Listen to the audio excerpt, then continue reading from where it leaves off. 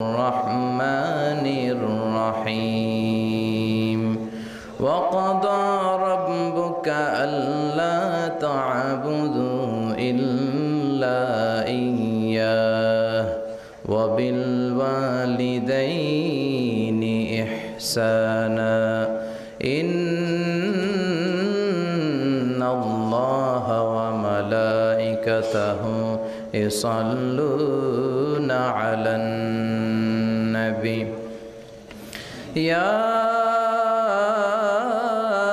أيها الذين آمنوا صلوا عليه وسلموا تسليما اللهم صل على محمد وعلى آل محمد كما صليت على إبراهيم وعلى آل إبراهيم إنك حميد مجيد اللهم بارك على محمد وعلى آل محمد كما باركت على إبراهيم وعلى آل إبراهيم إنك حميد مجيد আপনারা সবাই কেমন আছেন? আলহামদুলিল্লাহ। আমিও আলহামদুলিল্লাহ ভালো আছি। আমরা সুখে দুঃখে সব সময় আলহামদুলিল্লাহ, ঠিক কি না? আলহামদুলিল্লাহ বললে নেয়ামত বাড়ায় দেয় কে? আর আলহামদুলিল্লাহ না বললে নেয়ামত কেড়ে নেয় কে? আল্লাহ। পাশাপাশি শাস্তি দেয় কে? আল্লাহর শাস্তি হজম করতে পারবেন? জোরে বলেন।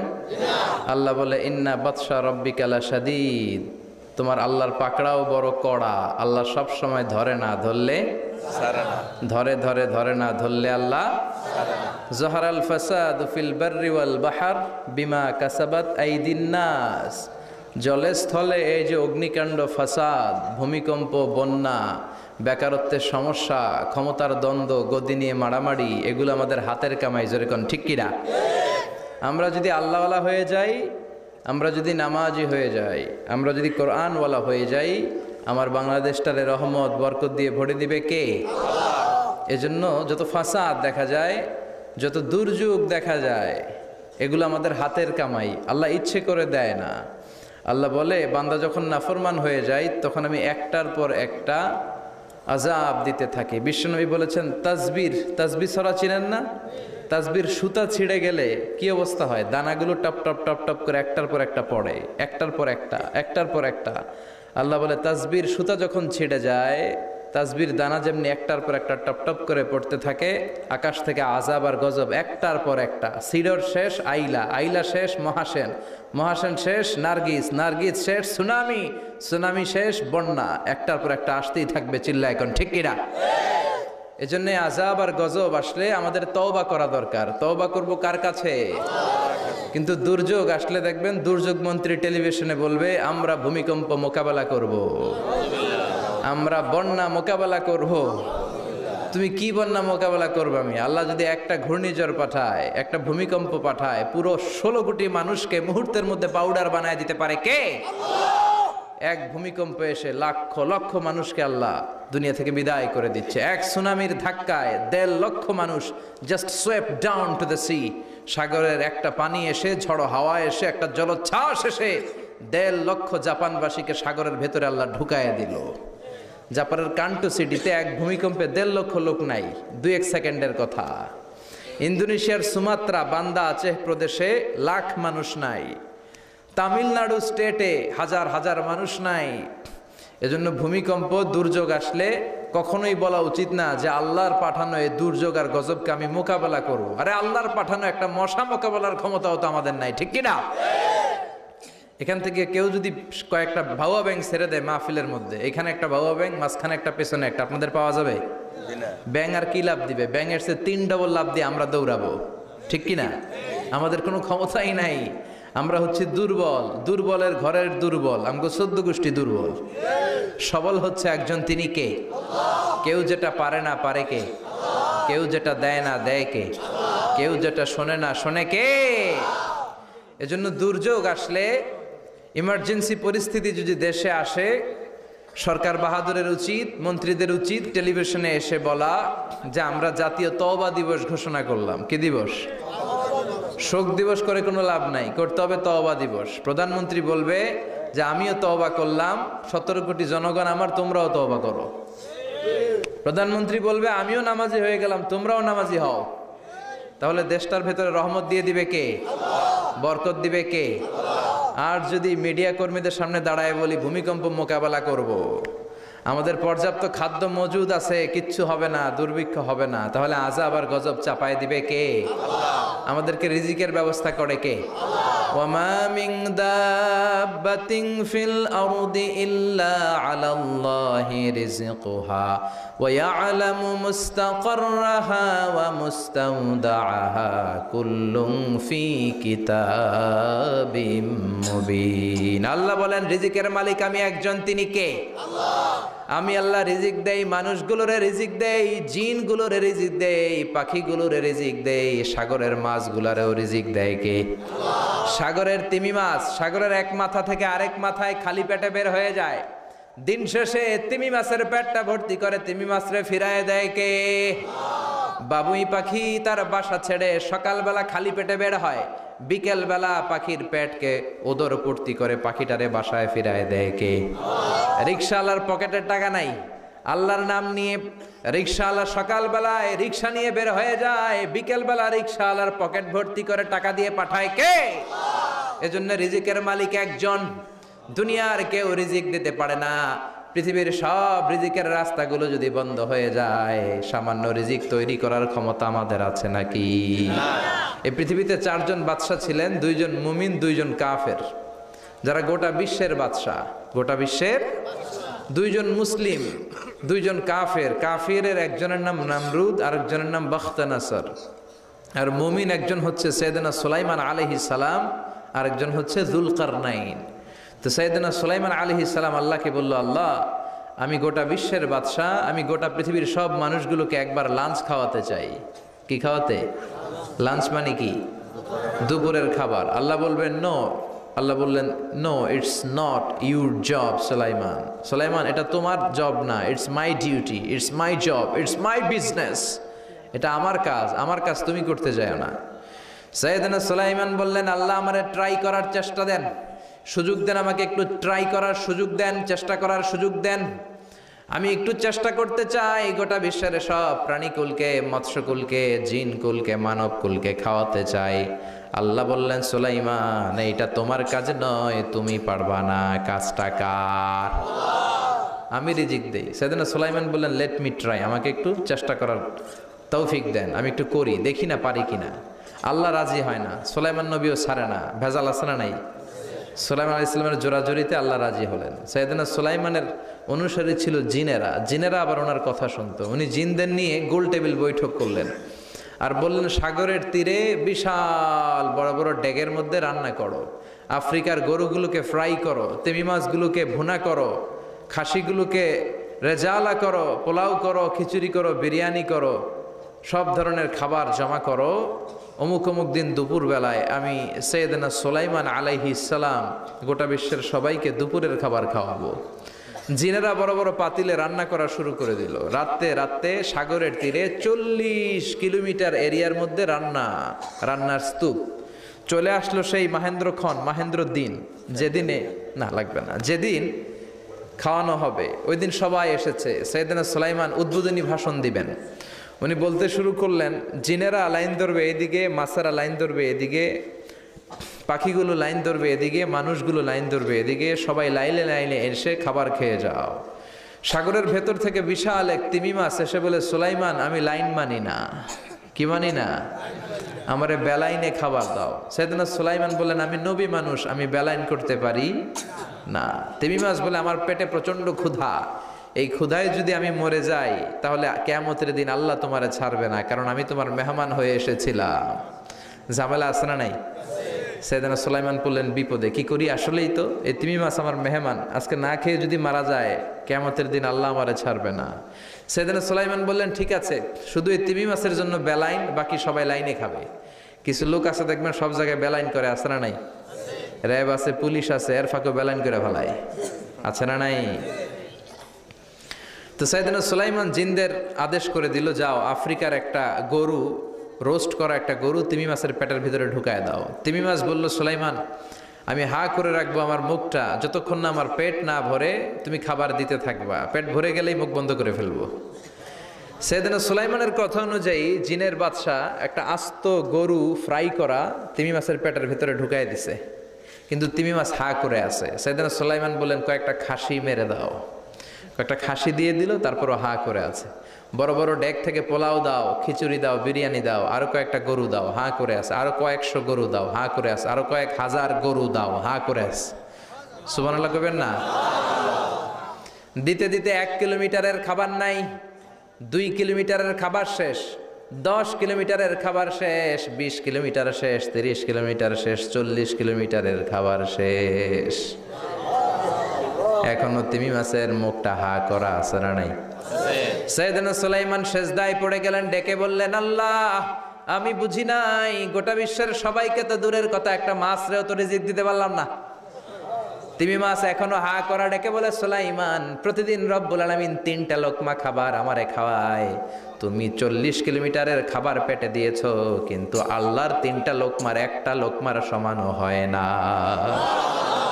এজন্য আল্লাহ বললেন, ওয়ামা মিন দাব্বাতিন ফিল আরদি ইল্লা আলাল্লাহি রিজকুহা ওয়া ইয়ালামু মুস্তাকাররাহা ওয়া মুস্তাওদাআহা কুল্লুম ফি কিতাবিম মুবিন। আল্লাহু আকবার। এই পৃথিবীতে যত প্রাণী আছে, মানুষ আছে, সবাইকে রিজিক দেয় কে? এজন্য রিজিকের মালিক আল্লাহ। ডেকে বললেন, গোলাম আযাব আর গজব ততদিন আসবে যতদিন তোমাদের নাফরমানি বন্ধ না হয়, আর যেদিন থেকে নামাজি হয়ে যাবা, যেদিন থেকে আল্লাহওয়ালা হয়ে যাবা, আযাব আর গজব বন্ধ করে দিবে কে? রহমত দিয়ে দেশটারে ভরে দিবে কে? লা ইন শাকারতুম লা আযীদান্নাকুম। শুকরিয়া করো, আমি নিয়ামত বাড়াই দিব। কার কথা? আল্লাহ। আর জোরে বলেন, কার? আল্লাহ সব সময় আমাদেরকে তুমি নিয়ামত গুজারদের অন্তর্ভুক্ত হওয়ার তৌফিক দাও, আমিন। আর জোরে পড়েন আমিন। না সাথী একটা দুইটা কুয়াশা করে না, শুকরিয়া না, লাগবে না শুকরিয়া, এটা রহমতের কুয়াশা। আলহামদুলিল্লাহ পড়েন, সমস্যা হবে না ইনশাআল্লাহ। টিস্যু আছে তো, মুছে নেওয়া যাবে। নাওতলা পশ্চিম পাড়া জামে মসজিদের উদ্যোগে 23তম বার্ষিক ওয়াজ ও দোয়ার মাহফিল। 23 বছর ধরে এখানে কোরআনের কথা হয়। আমরা খুশি না বেজার? আজকের এই মহতী প্রোগ্রামের সভাপতি বিশিষ্ট সমাজসেবক জনাব মোহাম্মদ ওহিদুল্লাহ সাহেব, চেয়ারম্যান 3 নং মাধাইয়া ইউনিয়ন পরিষদ, আমার নানা ভাই। জোরাজোরি করে আজকে আমার আনছে, আইনাই সারছে। আমি যত বছর বাঁচি অত বছর এনে আসতে হবে, কি বলেন আপনারা? আল্লাহ আমাদের সভাপতি নানা ভাইকে তুমি কবুল করে নাও, আমিন। বিভিন্ন মাহফিল হলেই ছুটে যায়, অনেক চেয়ারম্যান আছে মাহফিল বন্ধ করে, আর আমার নানা ভাই মাহফিল করে, ঠিক কি না? এরকম চেয়ারম্যানের দরকার আছে না নাই? আল্লাহ তুমি ওনাকে কবুল করো, জনপ্রতিনিধি হিসেবে ওনার কাঁধে যে দায়িত্ব, সবগুলো সঠিকভাবে আল্লাহ তুমি আঞ্জাম দেওয়ার তৌফিক দাও। আমাকে রেখেছেন প্রধান বক্তা, আপনাদের শুকরিয়া। আমার আগে কথা বলেছে বিশিষ্ট ইসলামী চিন্তাবিদ জনাব হযরত মাওলানা মোহাম্মদ আলী আশরাফ সাহেব, মুহাদ্দিস চান্দিনা আলামিন কামিল মাদ্রাসা, চমৎকার কথা বলছিলেন, আবার কিছু কালেকশনও করলেন। বিশ্বনবীও কিন্তু কালেকশন করতেন। বিশ্বনবী ঈদের নামাজের পরে মহিলাদেরকে বললেন, তাসাদ্দাকনা, মদিনার মহিলারা তোমরা বেশি বেশি দান খরচ করো, কারণ মেরাজের রাতে আমি দেখেছি পুরুষদের চেয়ে তোমরা নারীরা বেশি জাহান্নামী। নারীরা বলল, কেন রাসূল, আমরা জাহান্নামী কেন, আমগো দোষ কি? বিশ্বনবী বললেন, 2 কারণে। তুকসিরনা লাআনা, তোমরা বেশি বেশি মহিলাদেরকে লানত দাও। রেগে গেলে নারীরা বলে, হেতের উপরে আল্লাহর ঠেড়া হইতো, হেতের উপরে আল্লাহর গজব হইতো, বলে না? তো এক নারী আরেক নারীকে এরকম গালি দাও, ভর্ৎসনা করো, লানত দাও, এটা এক কারণ। আরেক হচ্ছে তাকফুরনাল আশিরা, তোমরা স্বামীর নাশুকরি করো। মায়েরা, বোনেরা, যাদের কানে আমার মাইকের আওয়াজ যায়, স্বামীর নাশুকরি করবেন না, এটা বড় কবিরা গুনাহ। আপনি অনেক আল্লাহর ওলি হতে পারেন, নামাজি হতে পারেন, কিন্তু আপনার স্বামী যদি আপনার উপর নাখোশ থাকে, জান্নাতের দরজা আপনার জন্য খুলবে না। বিশ্বনবী ফাতেমারে বললেন, ফাতেমা, আলী কোথায়?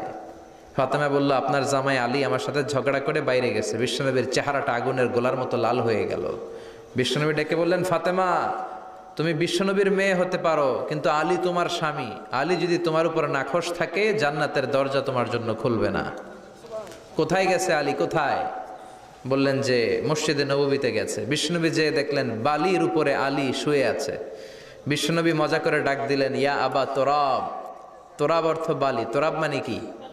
বিশ্বনবী ডাক দিলেন ইয়া আবা তোরাব, মানে হে বালির বাবা আলী, ওঠো। এখন আলী ওঠে না, রাগ করে আসছে।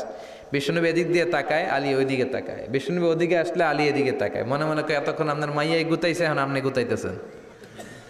বিশ্বনবী যাই বললো আলী রাগ করো না, ওঠো, তুমি আমার চাচাতো ভাই, আমার ঘরেই তো তুমি মানুষ হয়েছো। ঘাপটি মেরে হাতটা ধরে টান দিলেন, সাইয়েদনা আলী উঠতে বাধ্য হলেন। বিশ্বনবী কারো হাত ধরে টান দিলে ওই লোক বসে থাকতে পারে? উঠে গেলেন, ঘরে নিয়ে আসলেন। নিয়ে এসে বিশ্বনবী খাটের মাঝখানে শুইলেন, ডান দিকে শোয়ালেন আলীকে, বাম দিকে শোয়ালেন ফাতেমাকে। এবার মেয়ের জামাইকে আর মেয়েকে বুঝাতে লাগলেন, নসিহত করতে লাগলেন, গল্প শোনাতে লাগলেন। কি রোমান্টিক শ্বশুর! এরকম রোমান্টিক শ্বশুর পৃথিবীতে দ্বিতীয়টা খুঁজে পাওয়া যাবে? সুবহানাল্লাহ পড়েন। বিশ্বনবীর কাজই ছিল ঝগড়া লাগলে এরকম মিলায়া দেওয়া। কি করা? মিলায়া দিবেন। সমাজে অনেকে আছে ঝগড়া লাগলে আরো লাগায়া দেয়, আছে না নাই? আগুন লাগলে কি দিয়ে নিবান? পানি ডালতে হয়, অনেকে তেল ডালে। কি ডালে? তো আগুন আরো জ্বলে ওঠে। বিশ্বনবী বললেন না, খবরদার, ইসলাহু যাতিল বাইন, মিলায় দিবেন। স্বামী স্ত্রীর ঝগড়া মিলায় দেন, ভাইয়ে ভাইয়ে কোপাকুপি মিলায় দেন, এলাকায় এলাকায় গ্রামে গ্রামে মারামারি না লাগাইয়া মিলায় দেন। জান্নাতে আপনার ঘরটারে বড় করে দিবে কে? আল্লাহ। বিশ্বনবীর কাজ ছিল মিলায়া দেয়া। বিশ্বনবী মক্কা থেকে মদিনায় হিজরতের আগে মদিনায় 2টা গোত্র ছিল। এই গোত্রের মধ্যে 120 বছর ধরে মারামারি। কয় বছর? 120। কেউ এই মারামারিটা বন্ধ করতে পারে না। গোত্র 2টার নাম হচ্ছে আউস আর খাজরাজ। আউস খাজরাজের মারামারি। বাবা মরে যাওয়ার সময় ছেলেরা ওসিয়ত করা যায়, নসিহত করা যায়, বাবারে আমারে কোপাইছে, তুইও কোপাবি। ওই বলে আবার নাতিরে কয় আমারে মারছে, তুইও মারবি। তো বংশ পরিক্রমায় মারামারি চলতেই থাকে, কেউ আর থামাইতে পারে না। বিশ্বনবী মক্কা থেকে মদিনায় হিজরত করতে এসে মদিনায় বাসাবাড়ি করে 7 দিনের মাথায় 120 বছরের মারামারি থামায় দিলেন। কি নবী ছিল! মিলায় দিতেন। ফাসলিহু বাইনা আখাওয়াইকুম, ভাইয়ে ভাইয়ে মারামারি লাগলে মিলায় দাও। স্বামী স্ত্রীর ঝগড়া হলে মিলায়ে দিবেন। এজন্য মায়েরা, বোনেরা, বিশ্বনবী বলেছেন তাকফুরনাল আশিরা, মেয়েদের সবচেয়ে বড় একটা সমস্যা হচ্ছে স্বামীর নাশুকরি করে। স্বামী দিতে পারলে ভালো, দিতে না পারলে কয় তুমি আমার জীবনে কিচ্ছু দাও নাই। এরকম আছে না নাই? স্বামী আর স্ত্রী বানায় যেজন মিস্ত্রি, সে বড় আজব কারিগর। ঠিক কিনা? এজন্য এই সম্পর্কটা সাইয়েদনা আদম আর হাওয়া থেকে শুরু হয়েছে। কিয়ামত পর্যন্ত স্বামী আর স্ত্রীর এই সম্পর্কের মাধ্যমে গোটা বিশ্বটারে জারি রেখে দিয়েছে কে? তো এই জন্য নারীদের জন্য জান্নাতে যাওয়া সহজ, তারা যদি কিছু প্রসিডিউর মেনটেন করে। বিশ্বনবী বললেন কোন নারী যদি 4টা কাজ করে, ওই নারীর জন্য 8টা জান্নাতের দরজা খুলে দিবে কে? আল্লাহ। আল মারআতু ইযা সাল্লাত খামসাহা সামাত শাহরাহা আতাআত বা'লাহা হাফিজাত ফুরুজাহা ফালতাদখুল মিন আইয়ি আবওয়াবিল জান্নাতি শাআত। মায়েরা ভালো করে শোনেন, যে নারী 5 ওয়াক্ত সালাত পড়বে, রমাদানের রোজা রাখবে, স্বামীর আনুগত্য করবে, লজ্জাস্থানের হেফাজত করবে, এই 4টা কাজ করলে আল্লাহ তাআলা তার জন্য 8টা জান্নাতের দরজা খুলে দিবেন। এজন্য বিশ্বনবীও কালেকশন করতেন। তো বিশ্বনবী বললেন মহিলারা বেশি বেশি দান করো। এই কথা শোনার পরে মহিলারা দান করা শুরু করলো। কেউ নাকের ফুল, কেউ কানের দুল, কেউ হাতের বালা, কেউ পায়ের নুপুর, কেউ গলার চেইন বিশ্বনবীর হাতে জেহাদের জন্য দান করতে শুরু করলেন। বিশ্বনবীর হাত কয়টা? একটা বলে 2টা। তো 2 হাতে বিশ্বনবী আর কয়টা নেবেন? আর নিতে পারে না। বেলালরে বললেন বেলাল তোমার চাদরটা নিয়ে আস। বেলাল এরকম চাদর নিয়ে ধরলেন। বিশ্বনবী কালেকশনের ওয়াজ শুরু করলেন, আর বেলাল কালেকশনের সব জিনিসপত্র গুছাতে লাগলো। কোন সুবহানাল্লাহ। এজন্য কালেকশন করাটাও সুন্নাত, তবে ওটা একটা লিমিটেশনের মধ্যে, একটা সৌন্দর্যের মধ্য দিয়ে। কিছু কিছু মাদ্রাসার ছেলে মেয়েদেরকে চাল ওঠানোর জন্য বাড়ি বাড়ি পাঠায়, আসে না নাই? এদের ছোটবেলা থেকে মানসিকতাগুলো নষ্ট করে দেওয়া হয়। কেমন করে অন্যের কাছে হাত পাতবে এটা শেখানো হয়। ইসলাম বলে আল ইয়াদুল উলিয়া খায়রুম মিনাল ইয়াদিস সুফলা, উপরের হাত নিচের হাতের চেয়ে উত্তম। যে দেয় আর যে নেয় তাদের মধ্যে সেরা যে দেয়। চিল্লায় এখন ঠিক কিনা? আবার ইসলাম বলে দেওয়ার সময়ও ভারসাম্য করে দিবা। দেওয়ার সময় কিপটামি করা যাবে না, আবার ঘরে যা আছে সবও দিয়ে দেওয়া যাবে না। ঠিক কিনা? বিশ্বনবীর গায়ে একবার একটা জুব্বা, কয়টা? এক ভিক্ষুক এসে বলে নবী আমার জুব্বা নাই, আমার জুব্বা দেন। দয়ার নবী, মায়ের নবী নিজের জুব্বাটা খুলে দিয়ে ওই ভিক্ষুকের হাতে তুলে দিলেন। এখন নবীর গায়ে কোনো জুব্বা নাই। বিশ্বনবী এখন ঘর থেকে বেরোতে পারে না। সাহাবারা এসে ঘরে নক করে, বিশ্বনবী বেরোতে পারে না, আল্লাহ আয়াত নাজিল করলেন, ওয়াল্লাযীনা ইযা আনফাকু লাম ইউসরিফু ওয়া লাম ইয়াকতুরু ওয়া কানা বাইনা যালিকা কওয়ামা। মুমিন বান্দাদের গুণাবলী যখন দান করে কিপটামি করবে না, আবার অপচয়ও করবে না।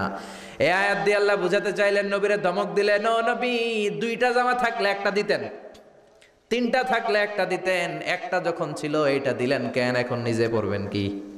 সুবহানাল্লাহ কইবেন না? ইসলাম তো ব্যালেন্সড রে ভাই, ইসলাম ভারসাম্যপূর্ণ। ইসলামের সব বিধানগুলো আপনার সাথে স্যুট করবে, ম্যাচ করবে, এটা জীবন ঘনিষ্ঠ। ইসলামে এমন কোনো বিধান দেয়া হয় নাই যেটা আপনার খারাপ লাগবে। অন্যান্য সব ধর্মের প্রতি শ্রদ্ধা রেখেই বলি, আমার ইসলাম যে আহকাম আমাদেরকে দিয়েছে এরকম বিধান কোনো ধর্মের ভেতরে নাই। চিল্লা এখন ঠিক কিনা? হিন্দু ভাইদের প্রতি আমি শ্রদ্ধা রাখি, কারণ অনেক হিন্দু আমার মাহফিলে এসে কথা শুনে। হিন্দু ধর্মের একটা নিয়ম ছিল সতীদাহ প্রথা। স্বামী মারা গেলে ওয়াইফকেও স্বামীর সাথে বেঁধে আগুন দিয়ে জ্বালায় দাও, ছিল না নিয়মটা? রাজা রামমোহন রায় এসে এটা উঠায় দিল। হিন্দু ধর্মে এখনো একটা নিয়ম আছে, পাক্কা হিন্দু হইতে হলে আপনাকে গোমূত্র পান করতে হবে, মানে গরুর পেশাব। লা ইলাহা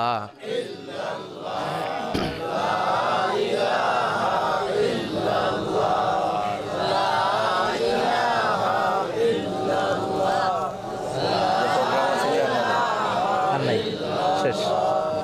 লা ইলাহা ইল্লাল্লাহু মুহাম্মাদুর রাসূলুল্লাহ সাল্লাল্লাহু। হিন্দু ধর্মের একটা নিয়ম আছে, গরুর পেশাব খাওয়া লাগে, গরুর পেশাব খেতে হয়। আমরা কি পেশাব খামো গরুর? 1 কোটি টাকা দিলে? 2 কোটি? 5 কোটি? না, এটা আমাদের রুচিতে হবে না। কি সুন্দর, আমাদের রুচিতে বাদে এমন কোন নিয়ম আল্লাহ দেয় নাই। সুবহানাল্লাহ। আবার আমাদের সেলফ ডিমান্ড, আমাদের ডিজায়ার, আমাদের চাহিদা, আমাদের মননশীলতাকেও ইসলাম গুরুত্ব দিয়েছে। বিশ্বনবী বললেন, ইদা জা আল ইশা ওয়াল আশা মান ফাকদ্দিমুল আশা ক্বাবলা আল ইশা। ইসলামে রাতের নামাজকে বলে এশা, রাতের নামাজকে কি বলে? আর রাতের খাবারকে বলে আশা। কি বলে? ইসলাম বলে এশা আর আশা দুইটা যদি একসাথে আসে, এশার নামাজ রাখো, আগে আশা খাইয়া লও। সুবহানাল্লাহ। এশারও আজান হচ্ছে, গরম গরম বিরিয়ানি চলে আসছে, কি করবেন? আগে বিরিয়ানি খেয়ে নেবেন, আগে পেটটারে ঠান্ডা করবেন। তা না হলে বিরিয়ানির প্যাকেট রেখে দিয়ে যদি নামাজ পড়েন, নামাজের মধ্যে বিরিয়ানির চিন্তা আছে না নাই? সুবহানাল্লাহ কইবেন না? কি সুন্দর ইসলাম। ইদা জা আল আশা ওয়াল ইশা ফাকদ্দিমুল আশা ক্বাবলা আল ইশা। চিল্লায় পড়েন সুবহানাল্লাহ। এজন্য ইসলাম আছে যেখানে আমরা আছি, কোরআন আছে যেখানে আমরা আছি। কথা বলেছেন আলী আশরাফ সাহেব, কালেকশন করতেছিলেন, ওইখান থেকে এই কথাগুলো আসলো। যারাই দান করেছেন মসজিদের জন্য আল্লাহ কবুল করো। কথা বলেছেন হযরত মাওলানা মাহমুদ আবুল হাসান সাহেব, হযরত মাওলানা আবু হানিফ সাহেব, যারাই কথা বললেন নিঃসন্দেহে কোরআন সুন্নাহর আলোকে বলেছেন। আল্লাহ এই কথাগুলোর উপর আমাদেরকে আমল করার তৌফিক দাও। আজকের মাহফিলে এসে আমরা খুশি না বেজার? আসুন আমরা তাকবীর দিয়ে আমাদের এই খুশির ধারাবাহিকতা বজায় রাখি। আমি পড়বো লিল্লাহে তাকবীর, আপনারা আমার সাথে তাকবীর দিবেন। পড়বেন আল্লাহু আকবার। পড়েন লিল্লাহে তাকবীর, লিল্লাহে তাকবীর, লিল্লাহে তাকবীর। আসুন এই চমৎকার রজনীতে আমাদের দামি সময় নষ্ট না করে আমরা মহাবিশ্বের মহাবিশ্বয় মহাগ্রন্থ আল কোরআন থেকে কথা শুনি। এর কারণ কোরআন এমন বরকতময় কিতাব, এই কিতাবের একটা ভুলও আজ কেউ ধরে দেখাইতে পারে নাই, বরং ভুল ধরতে আসলে তার হেদায়েতের রাস্তা খুলে যায়। ঠিক কিনা? কেউ কোরআনের ভুল ধরতে পারে নাই, কোরআনকে সংশোধন করা যায় নাই, কোরআনের শত্রুতা করে এর বিরুদ্ধে ষড়যন্ত্র করে কেউ সফল হতে পারে নাই। চিল্লা এখন ঠিক কিনা? এজন্য রব্বুল আলামিন বলেন, এমন কিতাব একটা দিলাম, এই কিতাব তেলাওয়াত করলে হৃদয়টারে ঠান্ডা করে দেয় কে? ঈমান বাড়িয়ে দেয় কে?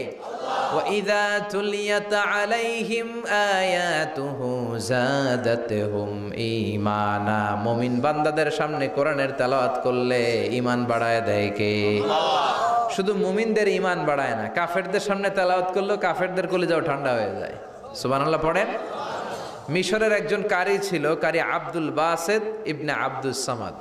ওনাকে নিয়ে মিশরের প্রেসিডেন্ট জামাল আব্দুল নাসের রাশিয়াতে একটা সফর করলো। তখন আবার রাশিয়ার নাম ছিল সোভিয়েত ইউনিয়ন। কি ছিল? সোভিয়েত ইউনিয়ন, এখন হয়েছে রাশিয়া। বিশাল মন্ত্রী পরিষদের বহন নিয়ে গেল রাশিয়ার প্রেসিডেন্ট মিশরের প্রেসিডেন্টকে লাল গালিচার সংবর্ধনা দিয়ে ওয়েলকাম করলো। এবার মিশরের প্রেসিডেন্ট তার মন্ত্রী পরিষদকে পরিচয় করায় দিচ্ছে যে এটা হচ্ছে আমার হোম মিনিস্টার, এটা আমার এডুকেশন মিনিস্টার, এটা আমার ফিনান্স মিনিস্টার। তো সবাইকে পরিচয় করে দেওয়ার পরে ওনার সাথে যে মিশরের কারি আব্দুল বাসেতের দিকে তাকিয়ে রাশিয়ার প্রেসিডেন্ট বলে, এইটা আবার কোন মন্ত্রী? এটা হোমমন্ত্রী, এটা শিক্ষামন্ত্রী, এটা অর্থমন্ত্রী, এই যে জুব্বা পরা এই লোকটা, এটা আবার কোন মন্ত্রী? তো মিশরের প্রেসিডেন্ট বলে, এটা আমাদের কোনো মন্ত্রী না, এটা আমগো কারি। এটা কি? হেরা কি কারি কি বুঝে? এরা বলতেছে কারি আবার কি? তো মিশরের প্রেসিডেন্ট জামাল আব্দুল নাসের বলে, he is the reciter of our holy book Quran. তিনি আমাদের ধর্মীয় গ্রন্থ কোরআন তেলাওয়াত করে আমাদেরকে শোনায়। আমরা আমাদের বিভিন্ন প্রোগ্রামে ওনাকে ইনভাইট করি, উনি আমাদের ধর্মীয় গ্রন্থ আবৃত্তি করে শোনায়। তো রাশিয়ার প্রেসিডেন্ট বলে, তোমাদের ধর্মগ্রন্থ আবৃত্তি করে শোনায়? তোমাদের প্রোগ্রামে আজকে রাতেও তো আমাদের জাতীয় প্রোগ্রাম, একটা বড় প্রোগ্রাম আছে, যেই প্রোগ্রামে আমরা সবাই মদ খাবো আর বেলি ড্যান্স দেখবো, কোমর দুলানো ডান্স, রূপবানে নাচে কোমর দুলাইয়া, এই কোমর দুলানো ডান্স আমরা দেখব। তো তুমি যদি বলো আজকের এই ডান্স বন্ধ করে আমরা তোমাদের কারি সাহেবের কাছ থেকে তেলাওয়াত শুনতে পারি। জামাল আব্দুল নাসের বলল, ঠিক আছে তাই করেন, ডান্স বন্ধ করে দেন। তো রাশিয়ার প্রেসিডেন্ট কয়, ওকে ডান, দ্য ডিসিশন ইজ ফাইনাল। আজকে রাতে কোমর দুলানো নৃত্য হবে না, আজকে তোমাদের কারি সাহেবের তেলাওয়াত শুনবো আর মদ খাবো। কি খাবো? ড্যান্স বন্ধ করছে, মাগার মদ বন্ধ করে নেই। তো আব্দুল বাসেদ রাজি হলেন, ওনাকে নিয়ে যাওয়া হলো, সিঙ্গাররা গিটার দিয়ে যেখানে গান গায় ওখানে বসানো হলো ওনারে। আর সবার হাতে মদ, হুইস্কি, রেড ওয়াইন, অ্যালকোহল নিয়ে বসেছে যে মদ খাবে। রাতে এরা মদ খায়, দু এক প্যাক না খেলে এদের ঘুম হয় না। তো আব্দুল বাসেদ ওই দিন তেলাওয়াত করেছিলেন চোখ বন্ধ করে। আর চোখ বন্ধ করার আগে, তেলাওয়াতের আগে আল্লাহর বলেছেন, আল্লাহ এই যে এতগুলো কমিউনিস্ট লিডার, আমি আমার গলায় তুমি যত সুর দিয়েছ, আমি দরদ দিয়ে তেলাওয়াত করব, তুমি তোমার কোরআনের বাণীটা এই কমিউনিস্ট কাফের লিডারদের অন্তরের ভিতরে ঢুকাইয়া দিও। সবাই মদ নিয়ে রেডি, উনি শুরু করলেন আউযু বিল্লাহি মিনাশ শাইতানির রাজিম বলে তেলাওয়াত শুরু করলেন। ওনার তেলাওয়াত যখন শুরু হলো, কেউ আর মদ খায় না, মদের গ্লাস রেখে দিয়ে সবাই ওনার দিকে তাকিয়ে রইল। উনি ওনার কণ্ঠে যত দরদ ছিল, সুর ছিল, সুরের ঝংকার ছিল, মেলোডি ছিল, ভয়েস ছিল, সব উজাড় করে কোরআন তেলাওয়াত করতে লাগলেন। কমিউনিস্ট লিডারগুলো তেলাওয়াত শুনতে শুনতে মনের অজান্তে চোখের পানি ছাড়তে শুরু করছে। লম্বা সময় তিনি তেলাওয়াত করলেন, ওরাও মদ খাওয়া রেখে দিয়ে কান্না জুড়ে দিল। তেলাওয়াত শেষ, চোখ খুলে দেখে কেউ মদ খায় নাই, সবার চোখে পানি। মিশরের প্রেসিডেন্ট জামাল আব্দুল নাসের ওদেরকে বলল, did you understand the meaning of the verses of the holy Quran? এই যে আমাদের কারি সাহেব তেলাওয়াত করছে, তোমরা কি অর্থ বুঝছো? কয় না, বুঝি নাই। তো কান্দলা কেন? চোখে পানি কেন? কমিউনিস্ট কাফের লিডাররা বলে, আমাদের জীবনে এত সুন্দর তেলাওয়াত, সুরেলা কণ্ঠ আমরা শুনি নাই। এই তেলাওয়াতটা শুনে আমাদের হৃদয় ঠান্ডা হয়ে গেছে, যদিও বুঝি না, কিন্তু হৃদয়টা ঠান্ডা ঠান্ডা লাগে, অন্তরটা প্রশান্ত প্রশান্ত লাগে। আমাদের অন্তরে অনেক জ্বালা, অনেক যন্ত্রণা, আমাদের অনেক দুঃখ আর কষ্ট, এগুলোকে ভুলে থাকার জন্য আমরা রাতে বেলি ড্যান্স দেখি আর মদ খাই। তবে এরকম কারি যদি আমাদের দেশে থাকতো, আমরা বেলি ড্যান্স না দেখে প্রতিদিন রাতে তেলাওয়াত শুনতাম। ওই কোরআন আজও আছে না নাই? আজ সেই কোরআন আছে, হাদিস আছে, সেই ঈমান আর মানুষ নে, সেই আলী হায়দারে ওসমান নেই। আজানের ধ্বনি আছে আগেরই মতোই, আজানের ধ্বনি আছে আগেরই মতোই, বেলালের সেই রূহ নেই, বেলালের সেই রূহ নেই। আজ সেই কোরআন আছে, হাদিস আছে, সেই ঈমান আর মানুষ নেই, সেই আলী হায়দারে ওসমান নেই। চিল্লা এখন ঠিক কিনা? এজন্য কোরআন আজও আছে। ওই কোরআন থেকে দরদ দিয়ে তেলাওয়াত করতে পারলে কাফেরদের হৃদয়কেও ঠান্ডা করে দিবে কে? এজন্য এই কিতাব এমন কিতাব, যেই কিতাবের ভুল খুঁজে বের করা যায় না। ভুল ধরতে আসলেই তার ভুলটাই আল্লাহ তার চোখের সামনে তুলে ধরে। চিল্লায় বলেন ঠিক কিনা? সেই কোরআন থেকে আমরা কথা শুনবো, সেই কোরআনের আলোতে নিজেদেরকে আমরা আলোকিত করার চেষ্টা করব। রাজি আছেন? অনেক রাত, সময় আমাদের কম, কথা আমাদের বেশি। আসুন সরাসরি আমরা মহাবিশ্বের মহাবিশ্বয় মহাগ্রন্থ আল কোরআন আল করিম থেকে আমরা কথা শুনবো। আমি আমার খুতবার শুরুতে সূরাতু বনী ইসরাইলের ছোট্ট একটা আয়াত তেলাওয়াত করেছি। আজকের এই চমৎকার রাতের আলোকে কিছু কথা শুনবো। সবাই পড়েন ইনশাআল্লাহ। সূরা বনী ইসরাইলের এই 23 নম্বর আয়াতে আল্লাহ তাআলা ইরশাদ করে বলছেন, ও আমার গোলামেরা, আমি আল্লাহর পক্ষ থেকে তোমাদের জন্য স্পেশাল 2টা ফায়সালা আছে, স্পেশাল 2টা ঘোষণা আছে। এই ঘোষণাগুলার কোনো নড়চড় হবে না, অনড় ঘোষণা। ফায়সালা কয়টা? 2টা। রব্বুল আলামিন বলেন, ওয়াকাদা রাব্বুকা আল্লা তা'বুদু ইল্লা ইয়্যাহু ওয়া বিল ওয়ালিদাইনি ইহসানা। আমি আল্লাহর প্রথম ফায়সালা হলো আল্লাহ তা'বুদু ইল্লা ইয়্যাহ। এই জমিনে কারো ইবাদত করা যাবে না একজনের ছাড়া, তিনি কে? কারো জিকির করা যাবে না একজনের ছাড়া, তিনি কে? কাউকে সেজদা দেয়া যাবে না একজনকে ছাড়া, তিনি কে? এখন আপনি যদি মসজিদেও সেজদা দেন, মাজারেও সেজদা দেন, তাহলে কি আপনি আল্লাহর বান্দা হতে পারলেন নাকি? মাজারে সেজদা দেয়া যাবে না, সেজদা দিতে হবে মসজিদে। সেজদা পাওয়ার অধিকারী একজন। এজন্য আল্লাহ বলেন, ওয়াসজুদ ওয়াক্তারিব, সেজদা দাও, আমার নিকটবর্তী হও। বান্দা যখন সেজদা দেয়, বান্দা আল্লাহর কাছে চলে যায়। দেখা যায় মসজিদের মধ্যে সেজদা পড়ে, কার্পেটের মধ্যে সেজদা পড়ে, জায়নামাজে পড়ে। আল্লাহ বলে, না, জায়নামাজে পড়ে নাই, আমি আল্লাহর কুদরতি পায়ের উপরে তোর সেজদাটা পড়েছে। এজন্য সেজদা দেওয়ার দরকার আছে না নাই? যারা সেজদা দেয় তাদের সাথে কোরআনের আইন বাস্তবায়নের দরকার আছে না নাই? এজন্য আল্লাহ বললেন, আমার ফায়সালা 2টা। জোরে বলেন, কয়টা? 1 নম্বর ফায়সালা, আল্লাহ তা'বুদু ইল্লা ইয়্যা, এক আল্লাহ ছাড়া অন্য কারো ইবাদত করা যাবে না। আল্লাহ বললেন, জিন জাতি আর মানব জাতি, এই 2টা জাতিকে আমি তৈরি করেছি শুধুমাত্র আমার ইবাদতের জন্য। কার কথা? আমা খালাকাতুল জিন্না ওয়াল ইনসা ইল্লা লিয়াবুদুন। জিন জাতি এবং মানব জাতিকে আমি তৈরি করলাম আমার ইবাদতের জন্য। কার ইবাদত? ডাকবেন কারে? নাকি খাজা বাবারে? কেউ ফিরে না খালি হাতে, খাজারে তোর দরবারেতে, বলে না? ভুয়া কথা। দরবারে যে খালি হাতে ফিরে না, এটা একটা ভুয়া কথা। কত দরবার থেকে মানুষ খালি হাতে ফিরে। জামা নিয়ে গেছে, জামা হারাই গেছে। মোবাইল নিয়ে গেছে, মোবাইল চুরি হয়ে গেছে। জুতা নিয়ে গেছে, জুতা চোরে নিয়ে গেছে, এখন খালি হাতে খালি পায়ে ফিরে আসে। এরকম আছে না নাই? একটা দরবার থেকে কেউ কোনোদিন খালি হাতে ফিরে না। দরবারটা কার দরবার? কেউ ফিরে না খালি হাতে, আল্লাহ রে তোর দরবারেতে। বলেন, কেউ ফিরে না। আমরা নামাজে আল্লাহ রে বলি, আল্লাহ ইহদিনাস সিরাতাল মুস্তাকিম, আমাদেরকে আপনি সিরাতুল মুস্তাকিম দেন। বলি কি বলি না?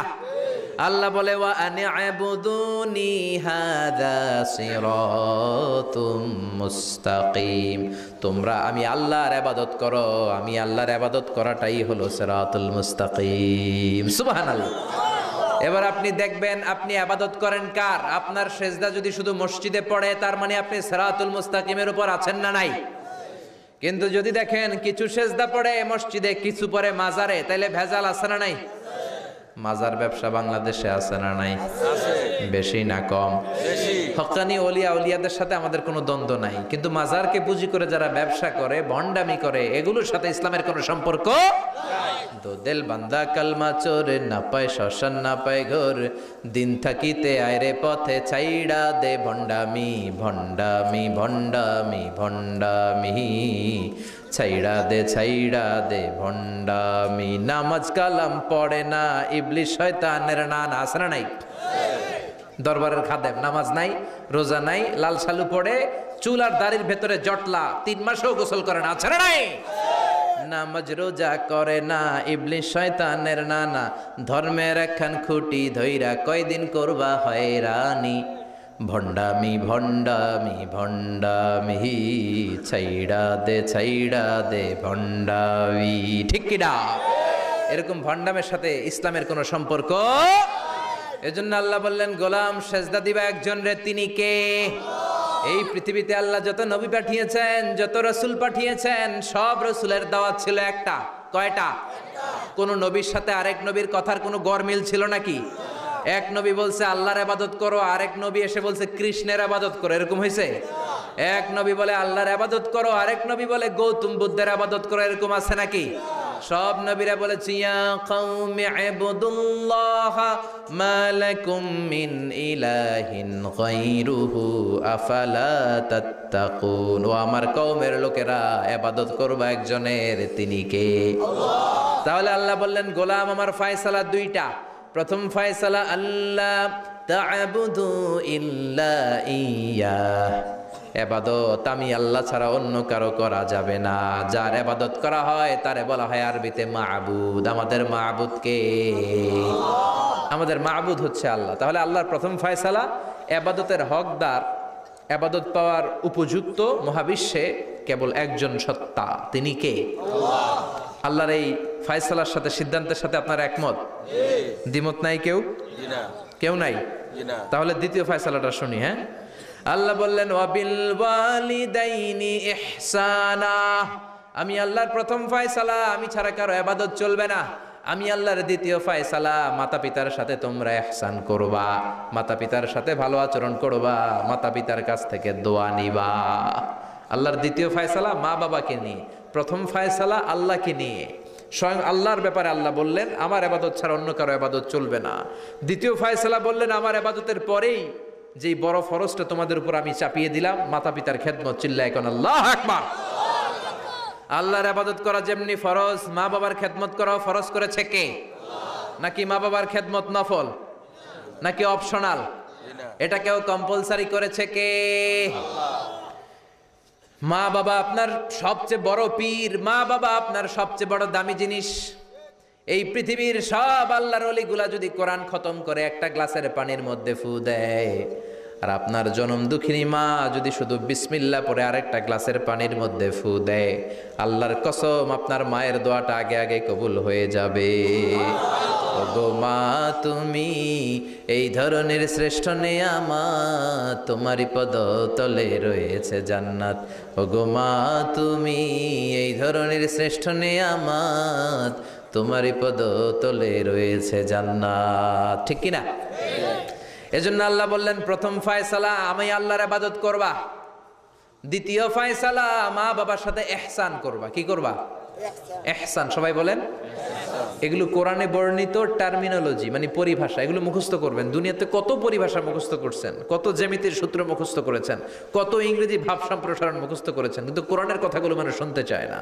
মাতা পিতার প্রতি আমরা সবাই আজকে থেকে ইহসান করব। কি করব? আমরা বললাম আল্লাহ ইহসান কি? ইহসানের ব্যাখ্যা দেন। আল্লাহ নিজেই কোরআনে ইহসানের ব্যাখ্যা দিলেন, ইম্মা ইয়াবলুগান্না ইনদাকাল কিবারা আহাদুহুমা আও কিলাহুমা ফালা তাকুল লাহুমা উফ। ইহসানের ব্যাখ্যা হলো, আল্লাহ বললেন ইহসানের ব্যাখ্যা কি? শোনো শোনো। ইহসানের 5টা ব্যাখ্যা আল্লাহ দিলেন। প্রথম ব্যাখ্যা হলো মা বাবা যখন বার্ধক্যে উপনীত হয়, মা বাবার বয়স যখন 60 হয় 70 হয়, তখন তাদের কোনো কর্মকাণ্ডের কারণে ছেলে মেয়ে হিসেবে নাক ছিটকানো যাবে না, শব্দটাও করা যাবে না। কার কথা? মা বাবা আমাদের অনেকেরই বয়স হয়ে গেছে 60-70, আছে না নাই? বিছানায় পড়া, তাদের কোনো কাজে, তাদের কোনো আচরণে নাক ছিটকানো যাবে? জোরে বলেন। আল্লাহ বলে খবরদার, নাক ছিটকানো তো দূরের কথা, আহ কি যন্ত্রণা, এই কথাটাও বলা যাবে না। ঠিক কি না? এর কারণ আমরা যখন ছোট ছিলাম আমরা কম জ্বালাতন করি নাই। আমরা যখন ছোট ছিলাম কম কষ্ট মায়েরে দেই নাই। আপনার কত বছর আগের ঘটনা খেলা আছে? আপনার বয়স যখন 3, কি হয়েছিল? খেলা আছে তো? 3 বছরের কথা যদি আপনার খেলনা থাকে, আপনার বয়স যখন 2 ছিল কি জ্বালাতন করছেন মনে আছে? বয়স যখন ছিল 1 তখন তো আরো বেশি জ্বালাইছেন, তখন তো আমরা আরো বেশি জ্বালিয়েছি। ঠিক কি না? আল্লাহ বলেন তোমরাও কম জ্বালাও নাই, পেশাব পায়খানা করে ঘর ভরায় দিতা, শীতের রাতে বিছানা ঠান্ডা করে দিতা, ডান দিকে নিয়ে তোমার মা তোমার সাথে ঘুমালো, ডান দিকে পেশাব করে ভিজিয়ে দিয়েছো, তোমার মা তোমারে ঘর থেকে বের করে দেয় নাই। বাম দিকে আদর করে রেখেছে, বাম দিকে পেশাব করে ভিজিয়ে দিয়েছো, তারপরেও তোমার মা লাথি মেরে তোমারে ঘর থেকে বের করে দেয় নাই। শীতের রাতে তোমার মা তোমার বুকে নিয়ে ঘুমালো, কনকনে মাঘ মাসের শীতের রাত, পেশাব করে মায়ের জামাটা ভিজিয়ে দিয়েছো। রাত ৩টার দিকে মা উঠে জামাটা চেঞ্জ করে নতুন জামা পরে তোমারে কোলে নিয়ে ঘুমিয়েছে, তোমারে ঘর থেকে তাড়িয়ে দিয়েছে নাকি? জোরে বলেন না। মা তোমারে ঘর থেকে বের করে নাই, তাড়ায় দেয় নাই, এতিমখানায় ফেলে আসে নাই, রাস্তায় ফেলে আসে নাই। যেই মা বাবা তোমাদেরকে এত যত্ন করলো, এত আদর করলো, তাদের বার্ধক্যে কোনো কাজের কারণে নাক ছিটকাবা না, তাদেরকে তোমরা বৃদ্ধাশ্রমে দিয়ে আসবা না। কার কথা? বৃদ্ধাশ্রম বাংলাদেশে আছে না নাই? ছেলে আমার মস্ত মানুষ, মস্ত অফিসার, মস্ত ফ্ল্যাটে যায় না দেখা এ পারে ও পার, নানান রকম জিনিস আর আসবাব দামি দামি, সবচেয়ে কম দামি ছিলাম একে মাত্র আমি। ছেলের আবার আমার প্রতি অগাধ সম্ভ্রম, আমার ঠিকানা তাই বৃদ্ধাশ্রম। ঠিক কিনা? মা কেঁদে কেঁদে বৃদ্ধাশ্রমে বালিশ ভিজায়। ছোটবেলা ওই মারে কত যন্ত্রণা দিলা, কষ্ট দিলা, আজকে মনে নাই? বউয়ের পাল্লায় পড়ে মাকে তুমি বৃদ্ধাশ্রমে দিয়ে আসছো। খবরদার, যারা মা বাবারে বৃদ্ধাশ্রমে দেয় তারা বয়সে পৌঁছলে, তারা বার্ধক্যে পৌঁছলে, তারা যখন মা বাবা হবে তাদের কপালে বৃদ্ধাশ্রমও থাকবে না। ঠিক কিনা? যে ডাকাত মা বাবার বৃদ্ধাশ্রমে দিয়ে এসেছো, তোমার কপালে বৃদ্ধাশ্রম নাই। ভাঙ্গা থালা হাতে নিয়ে তুই ভিক্ষা করে খাবি, চিল্লা এখন। ঠিক কিনা? আল্লাহ বললেন খবরদার, আমি আল্লাহর দুইটা ফায়সালা, প্রথম ফায়সালা ইবাদত হবে একজনের, তিনি কে? আর ইহসান করবা মা বাবার সাথে। আমরা বললাম ইহসান কি? আল্লাহ বললেন মা বাবা যখন বার্ধক্যে পৌঁছে, খবরদার তাদের কোনো কাজে নাক ছিটকাবা না, বৃদ্ধাশ্রমে দিবা না, তাদের খেদমত করবা। তোমার জীবনটারে উজালা করে দিবে কে? জোরে বলেন না। আল্লাহ বললেন ইহসানের 2 নাম্বার ব্যাখ্যা, ওয়ালা তানহারহুমা ওয়া কুল লাহুমা কাওলান কারীমা। মা বাবারে ধমক দিও না। কি দিও না? অনেকে মা বাবারে ধমক দেয়, কি দেয় না? জোরে কোন? সবার সাথে ভালো আচরণ, ঘরে ঢুকলেই মারে বকা দেয়, গালি দেয়, আছে না নাই? বাবারে ডাকে বুড়া, মারে ডাকে বুড়ি, আছে না নাই? তুমি কেমন করে বাবারে বুড়া ডাকলা, মারে বুড়ি ডাকলা? তাদের এই বয়সটা তো এমনি এমনি হয় নাই। তোমারে লালন পালন করতে যেই তারা তাদের জীবন যৌবন হারিয়ে আজকে বুড়া বুড়ি। ঠিক কিনা? তোমাকে মানুষের মতো মানুষ করতে যে তারা তাদের জমি হারালো, তোমারে বিদেশ পাঠাতে যে তারা তাদের বিটে মাটি হারালো। খবরদার, ওইরকম দয়াময় মা বাবাকে ধমক দিও না। কার কথা? ওয়ালা তানহারহুমা। 3 নাম্বার ব্যাখ্যা আল্লাহ বললেন ওয়াকুল লাহুমা কাওলান কারীমা। মা বাবার সাথে কোমল আচরণ করো, মোলায়েম ভাষায় কথা বলো, নরম ভাষায় কথা বলো। কি ভাষায়? নরম ভাষায়। অনেকে আছে দেখবেন সবার সাথে খুব মিষ্টি আলাপ, বন্ধু বান্ধবের সাথে ভালো আচরণ, বাজারে গেলে ভালো আচরণ, স্কুলে ভালো আচরণ, ঘরে ঢুকলেই মায়ের গালি দেয়, আছে না নাই? বাপের গালি দেয়, আছে না নাই? ফ্যান্সি ডিলের টাকার জন্য মারে লাথি মেরা ঘর থেকে বের করে দেয়, এরকম ডাকাত আছে না নাই? আল্লাহ বললেন খবরদার, যত ভদ্রতা তুমি জানো, যত নম্রতা জানো, যত কার্টিসি তুমি জানো, সব কার্টিসি তুমি তোমার মা বাবার জন্য খরচ করবা। এরপর আল্লাহ বললেন ওয়াখফিদ লাহুমা জানাহায যুল্লি মিনার রাহমাতি ওয়া কুর রাব্বিরহামহুমা কামা রাব্বায়ানি সাগীরা। তোমার যত ক্ষমতা আছে, সম্পদ আছে, মা বাবার জন্য বিলিয়ে দাও। বেতন পেলে টাকাটা আগে মায়ের হাতে দাও। বউরে তো দিবেনি, আগে কিছু মায়ের হাতে দিয়ে। ঠিক কিনা? গিফট দিলে আগে মায়ের গিফট দাও, বরকত দিয়ে দিবে কে? মার হাতে তুলে দাও, বরকত আছে না নাই? মায়ের হাতে আগে দিলে ওই বেতনের ভেতরে বরকত ঢুকায় দিবে কে? আর বাবা মা একজন কিংবা 2 জন যদি দুনিয়া ছেড়ে বিদায় নেয়, তাদের কবরের সামনে দাঁড়িয়ে চোখের পানি ছেড়ে পড়তে আরম্ভ করো রব্বির হামহুমা কামা রাব্বায়ানি সাগীরা ওয়া কুর রাব্বির হামহুমা কামা রাব্বায়ানি সাগীরা। ও আল্লাহ, মা বাবা দুজন যেমনি আমাদেরকে আদর করেছে, মা বাবার কবরে তুমিও আমাদের বাবা মা 2 জনকে আদরের চাদরে ঢেকে নিও। পড়ে না আমিন। যাদের বাবা মা নাই এই দোয়াটা করবেন, প্রত্যেক নামাজের পরে আব্বা আম্মার জন্য এই দোয়াটা করতে হবে। রাজি আছেন তো? আমরা যারা আব্বা আম্মা হারিয়েছি, আল্লাহ তাদের কবরগুলোরে তুমি জান্নাতের বাগান বানাও। এজন্য মা বাবার সাথে ভালো আচরণ এটা ফরজ। যুবক ভাইয়েরা, রক্ত গরম, মাথা ঠিক থাকে না, মার সাথে কি বলো, বাবার সাথে কি আচরণ করো। যেই বাবা মা তাদের জীবন যৌবন শেষ করলো তোমার জন্য, খবরদার ওই বাবা মারে গালি দিও না। তুমি নামাজি হতে পারো, তুমি আল্লাহর ওলি হতে পারো, হাজী সাহেব হতে পারো, কিন্তু মা বাবা যদি তোমার উপর নাখোশ হয়, তোমার দুনিয়াও শেষ, আখিরাতও আমও শেষ, সালাও। এজন্য বিশ্বনবী বললেন সবচেয়ে ভালো আমল মা বাবার সাথে ভালো আচরণ। আরবিতে এটারে বলে বিররুল ওয়ালিদাইন। কি বলে? এক সাহাবী বলল, নবী আইয়ুল আমালি আফদাল, এই পৃথিবীর বুকে সবচাইতে সেরা আমল কোনটা? বিষ্ণু বললেন তিনটা। কয়টা?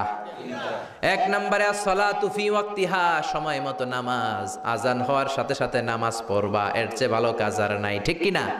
সালাতে কায়েম করো, সালাতে কায়েম করো, হবে সম্মানী তুমি, হবে জান্নাতি তুমি, হবে সম্মানী তুমি, হবে জান্নাতি তুমি, দিবে কাল হাসরে শীতল ছায়া আরশে আজিম, রাব্বিয়াল আলা রাব্বিয়াল আযীম। সুবহানাল্লাহ পড়েন।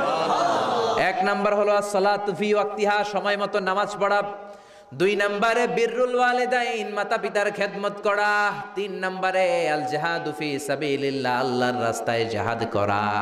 আল্লাহর রাস্তায় জিহাদের দরকার আছে না নাই? আছে। এই তিনটা আমল সেরা। নামাজ যেমনি সেরা, মাতা পিতার সাথে ভালো আচরণ সেরা, জিহাদ করা সেরা।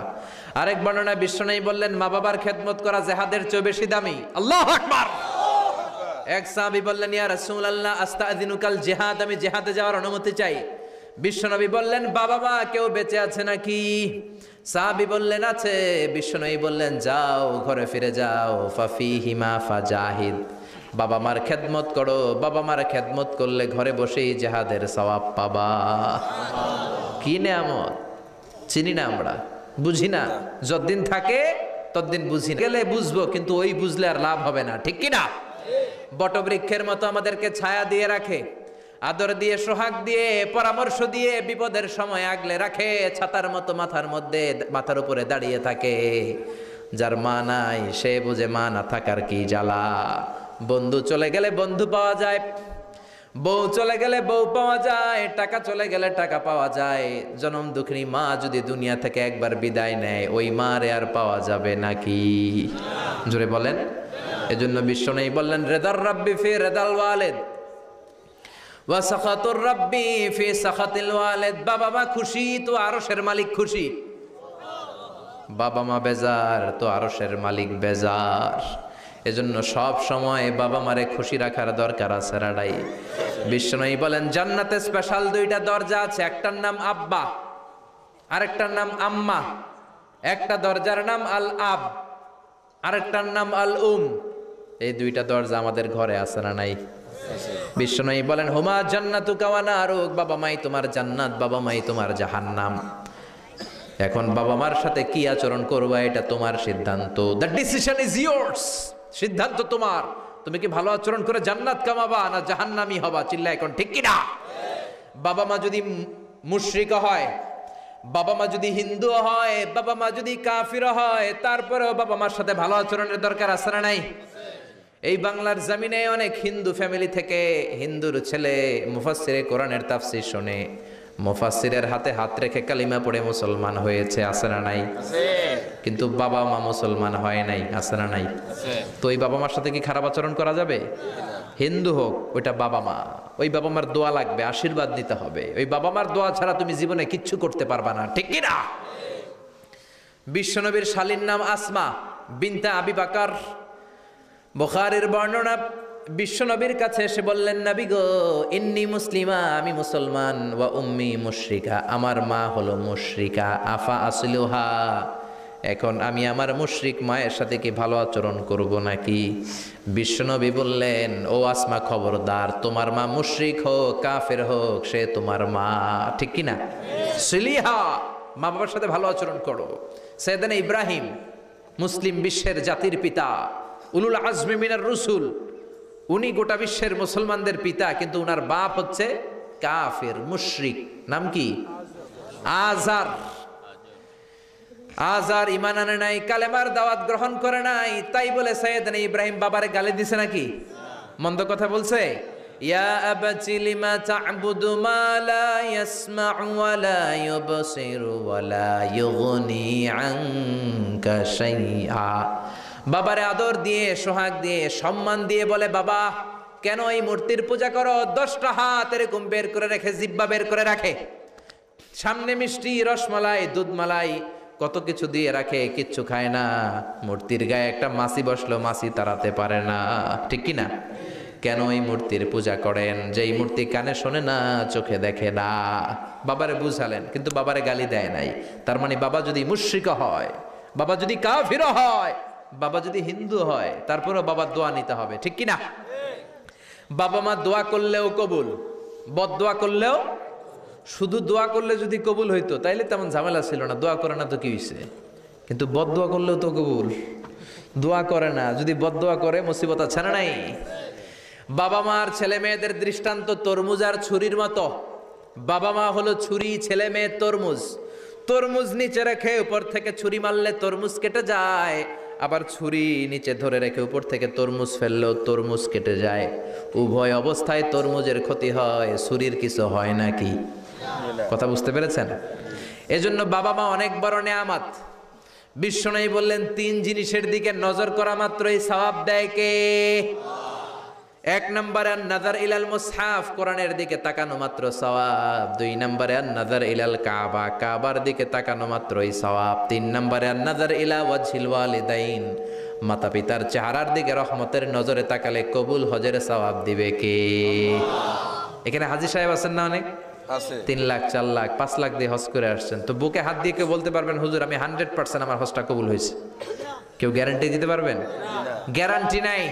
কিন্তু মায়ের চেহারার দিকে রহমতের নজর নিয়ে তাকালে, ছোটবেলা আমার মারে আমি কত কষ্ট দিলাম, কত কষ্ট করে ফ্যামিলিটা সামলাতে, যে আমার জনম দুঃখিনী মা, কথাগুলো ভেবে মায়ের চেহারার দিকে একটা নজর দেন, কবুল হজের সওয়াব আপনার আমল নামায় দিয়ে দিবে কে? এক সাহাবী বললেন, নবী ওয়ালাউ মি আমাররা, যদি আমি দিনে 100 বার তাকাই তাহলে কি 100টা কবুল হজের সওয়াব হবে নাকি? বিশ্বনবী বললেন, নাম, ওয়ালাউ মি আমাররা, 100 বার যদি রহমতের নজরে তাকাও 100টা কবুল হজের সওয়াব হয়ে যাবে। চিল্লায় পড়েন আল্লাহু আকবার। আবার বিশ্বনবী বলতেন, 3 ব্যক্তির দোয়া আল্লাহ ফেরায় না।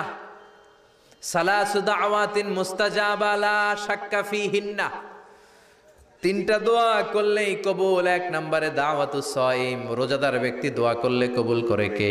আল্লাহ। 2 নম্বর দাওয়াতুল মুসাফির, মুসাফির দোয়া করলে কবুল করে কে? আল্লাহ। 3 নম্বর দাওয়াতুল ওয়ালিদাইনি লি ওয়ালাদিহি, মাতা পিতার দোয়া ছেলে মেয়েদের জন্য কবুল করে কে? মাতা পিতার দোয়াও কবুল, বদদোয়াও। যুবক ভাইরা সাবধান, বদদোয়াও কবুল। বুখারীর বর্ণনা, বনি ইসরাইলের একজন বড় আবিদ ছিল, নাম জুরাইজ। কি নাম? সবাই বলেন, আরো জোরে বলেন, কি নাম? জুরাইজ অনেক বড় আল্লাহর ওলি, পাহাড়ের উপরে তার বাড়ি। সারা রাত তাহাজ্জুদ গুজার হয়। তার গির্জার পাশে তার মায়ের ঘর। তাহাজ্জুদ গুজার হতে হতে বড় আল্লাহর ওলি হয়েছে। তাহাজ্জুদ পড়া ছাড়া ওলি হওয়া যায় নাকি? জোরে বলেন। ওমিনাল লাইলি ফাতাহাজ্জাদ বিহি নাফিলাতাল লাকা আসা আন ইয়াবআসাকা রাব্বুকা মাকামাম মাহমুদা। তাহাজ্জুদের নামাজ পড়লে আপনার মর্যাদা বাড়িয়ে দিবে কে? আল্লাহ। উনি প্রতি রাতে তাহাজ্জুদ পড়তেন। শুনতেছেন না? জিমানি আসছে আপনাদের? জি না। প্রতি রাতে তাহাজ্জুদ পড়তেন। একদিন তাহাজ্জুদের নামাজে দাঁড়ালেন, আল্লাহু আকবার। ইন দ্য মিন টাইম উনার মা পাশের ঘর থেকে ডাক দিয়েছে, বাবা জুরাইজ, ইয়া জুরাইজ আশরিবনি মোয়া, আমার একটু পানি খাওয়া। কি খাওয়া? রাতের বেলা মাঝে মাঝে বয়স্কদের পানির তৃষ্ণা লাগে না? ও বাবা পানি খাওয়া। জুরাইজ মনে মনে ভাবে, হায় হায়, আমি তো নামাজে দাঁড়ানো, নামাজ পড়বো নাকি, মারে পানি খাওয়াবো। মনে মনে ভাবলো নামাজটা শেষ করে নেই, তারপরে মায়ের কাছে যাই। কিছুক্ষণ পরে আবার তার মা ডাকে, ইয়া জুরাইজ, ও জুরাইজ পানি খাওয়া। আবার জুরাইজ মনে মনে বলে, নামাজের পরে যাব, নামাজটা শেষ করি। কিছুক্ষণ পরে আবার মা ডেকে ওঠে, জুরাইজ। জুরাইজ মনে মনে ভাবে, এই তো নামাজ শেষ, এখনই যাব, এখনই আমার জনম দুঃখিনী মারে পানি খাওয়াবো। কিন্তু মায়ের সহ্য হয় নাই, মায়ের মনে কষ্ট চলে আসছে। মা তার অন্তরে ব্যথা পেয়ে বদদোয়া করে ফেলছে। কবুল করে নিছে কে? আল্লাহ। তা আপনার আল্লাহর ওলি না মুফাসসিরে কোরআন না হাফেজে কোরআন, ইট ডাজন্ট ম্যাটার, এটা কোনো বড় বিষয় না। মা হাত তুলে কিছু কইলেই কবুল। সুবহানাল্লাহ কইতে পারলেন না? বুলেট মারলে মিস হয়, ড্রোন হামলা করলে মিস হয়, মিসাইল মারলে মিস হয়, আণবিক বোমা মারলে মাঝে মাঝে মিস হয়। মায়ের দোয়া মিস হয় নাকি? জোরে বলেন। দোয়া করা মাত্র, দোয়া কিংবা বদদোয়া মুহূর্তেই কবুল করে নেয় কে? মা বদদোয়া করলেন, বুখারীর বর্ণনা, আল্লাহুম্মা লা তুমিথু ইল্লা আনতুরিয়াহুল মুমিসাত, ও আল্লাহ বেশ্যা নারীর ফিতনায় না ফেলে জুরাইজকে মেরো না। কবুল করলো কে? আল্লাহ। 3 দিন পর এক বেশ্যা নারী এসে হাজির, দরজায় নক করতে শুরু করেছে। জুরাইজ দরজা খোলো। খোলার পরে বেশ্যা নারী বলে, দেখো আমি কত সুন্দরী, অনন্যা, সুস্নিগ্ধা, প্রিয়ংবদা, সুহাসিনী, সুকেশিনী, অসূর্যম পশ্যা, কাক পক্ষী টের পাবে না, পৃথিবীর কেউ দেখবে না, চলো আমরা অপকর্মে লিপ্ত হই। জুরাইজ বলে, মাআদাল্লাহ, আমি আল্লাহরে ভয় পাই, আমার এইখান থেকে দূর হয়ে যাও। জুরাইজের কাছে সুবিধা করতে পারে নাই, না পেরে বেশ্যা পাহাড় থেকে নেমে এসে দেখে এক রাখাল সারাদিন ছাগল চরানোর পর ক্লান্ত শ্রান্ত হয়ে ঘুমাইতেছে। রাখাল রে উঠায় বলে, দেখো আমি সুন্দরী। রাখালকে পাইছি তোরে। রাখাল রাজি হয়ে গেছে। বেশ্যার রাখাল মিলে জিনা ব্যভিচার করেছে, অপকর্মে লিপ্ত হয়েছে, অবৈধ শারীরিক সম্পর্কে জড়িত হয়েছে। তাদের এই অবৈধ সম্পর্কের ফলে বেশ্যার পেটের ভেতরে বাচ্চা দিয়ে দিছে কে? আল্লাহ। দিন যায়, মাস আসে, মাস গড়িয়ে মাস আসে, বছর আসে, 3 মাস পরে বেশ্যার পেটটারে এত উঁচা কইরা দিছে কে? আল্লাহ। এলাকার লোকেরা ধরছে, কিরে তোর তো বিয়ে হয় নাই, বাচ্চা পাইলি কই? প্রশ্ন আছে না নাই? You didn't get married yet. From where did you get the baby? বাচ্চা পেলি কোথায়? তোর স্বামী নাই, তোর বিয়ে হয় নাই, তোরে তো আমরা চিনি এলাকার মেয়ে, বাবু পেলি কই? তোর পেট বড় হইলো কেন? বেশ্যা বলে, ওই যে আল্লাহর ওলি জুরাইজ আমার সাথে অপকর্ম করেছে, আমার পেটের বাচ্চার বাবা হলো আল্লাহর ওলি জুরাইজ। কথাটা কি সত্য না অসত্য? মিথ্যা। কত পার্সেন্ট মিথ্যা? 100% মিথ্যা। সবাই কয়, কিরে জুরাইজ, এতদিন ভাবতাম তুই আল্লাহর ওলি, এখন দিয়ে ভণ্ড। উপর দিয়ে ফিটফাট, ভিতর দিয়ে সদরঘাট, তোর সদরঘাট আজকে খুলতেছি। এলাকার লোকেরা লাঠি চোটা নিয়ে ওর গির্জার উপরে যে সবাই ধরছে, কিরে তোর উপর মে পাক সাফ, আন্দার মে খালাত মালাত, তোর বাইরে এত বড় লম্বা জুব্বার, ভিতরে এত ভেজাল, ঘটনা কি? এত ঝামেলা কোন তোর ভিতরে?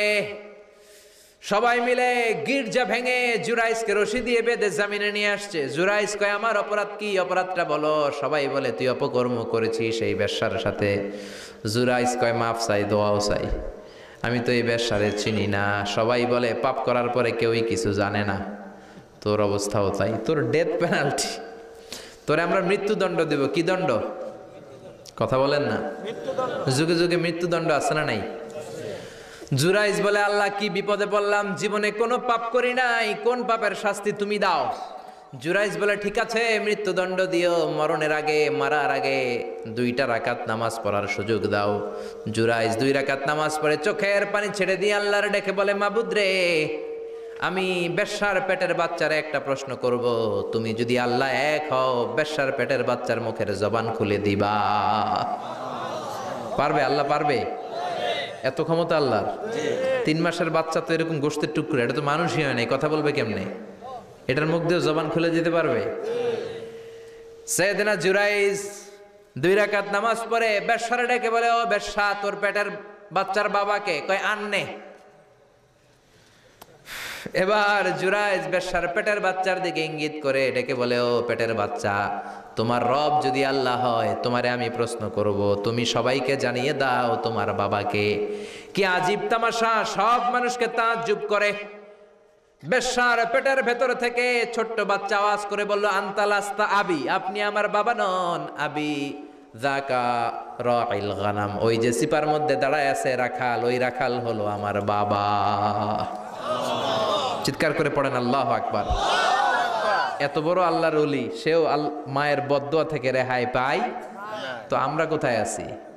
বদদোয়া করলে ভেজালে পড়ে যেতে হবে, রেহাই পাওয়া যাবে না। চিল্লায় এখন ঠিক কিনা? এজন্য খবরদার এমন আচরণ করব না যাতে বদদোয়া পাই। মা বাবার দোয়া নিব। কি নিব? মা বাবার খেদমত করব, তাদের কাছ থেকে দোয়া নিব। খবরদার মা বাবাকে হাদিয়া দিব। অনেকে মা বাবারে হাদিয়া না দিয়া এদিক সেদিক হাদিয়া দেয়, আছে না নাই? মাজারের উপরে যায় মশারি টাঙ্গায়, ওর মায়ের মশায় কামড়ায়। ওর বাপের মশাই কামরা এরকম ডাকাইত আছে না নাই? এজন্য আল্লাহ বললেন খবরদার ওয়াবিল ওয়ালিদাইনি ইহসানা, মাতা পিতার খেদমত করবা, মাতা পিতার সাথে ইহসান করবা, তাদের কাছ থেকে দোয়া নিবা। কারণ মা বাবা তোমাদের জন্য যে কষ্ট সহ্য করেছে, সারা জীবন খেদমত করলেও সুদ আদায় হবে। আল্লাহ বললেন খবরদার, 3 কারণে মায়ের মর্যাদা বেশি। আবার বিশ্ব নবীও বললেন বাবার চেয়ে মায়ের মর্যাদা বেশি। এক হাদিসে বললেন 3 গুণ, আর এক হাদিসে বললেন 4 গুণ। সাহাবী বললেন কার সাথে ভালো আচরণ করব? বিশ্বনবী বললেন উম্মুক, তোমার মায়ের সাথে। তারপরেও বললেন মায়ের সাথে, তারপরেও মায়ের সাথে, তারপরে মায়ের সাথে, পঞ্চমবারে বললেন তোমার পিতার সাথে। 4 বার মায়ের কথা বললেন। কয়বার? আরো জোরে বলেন।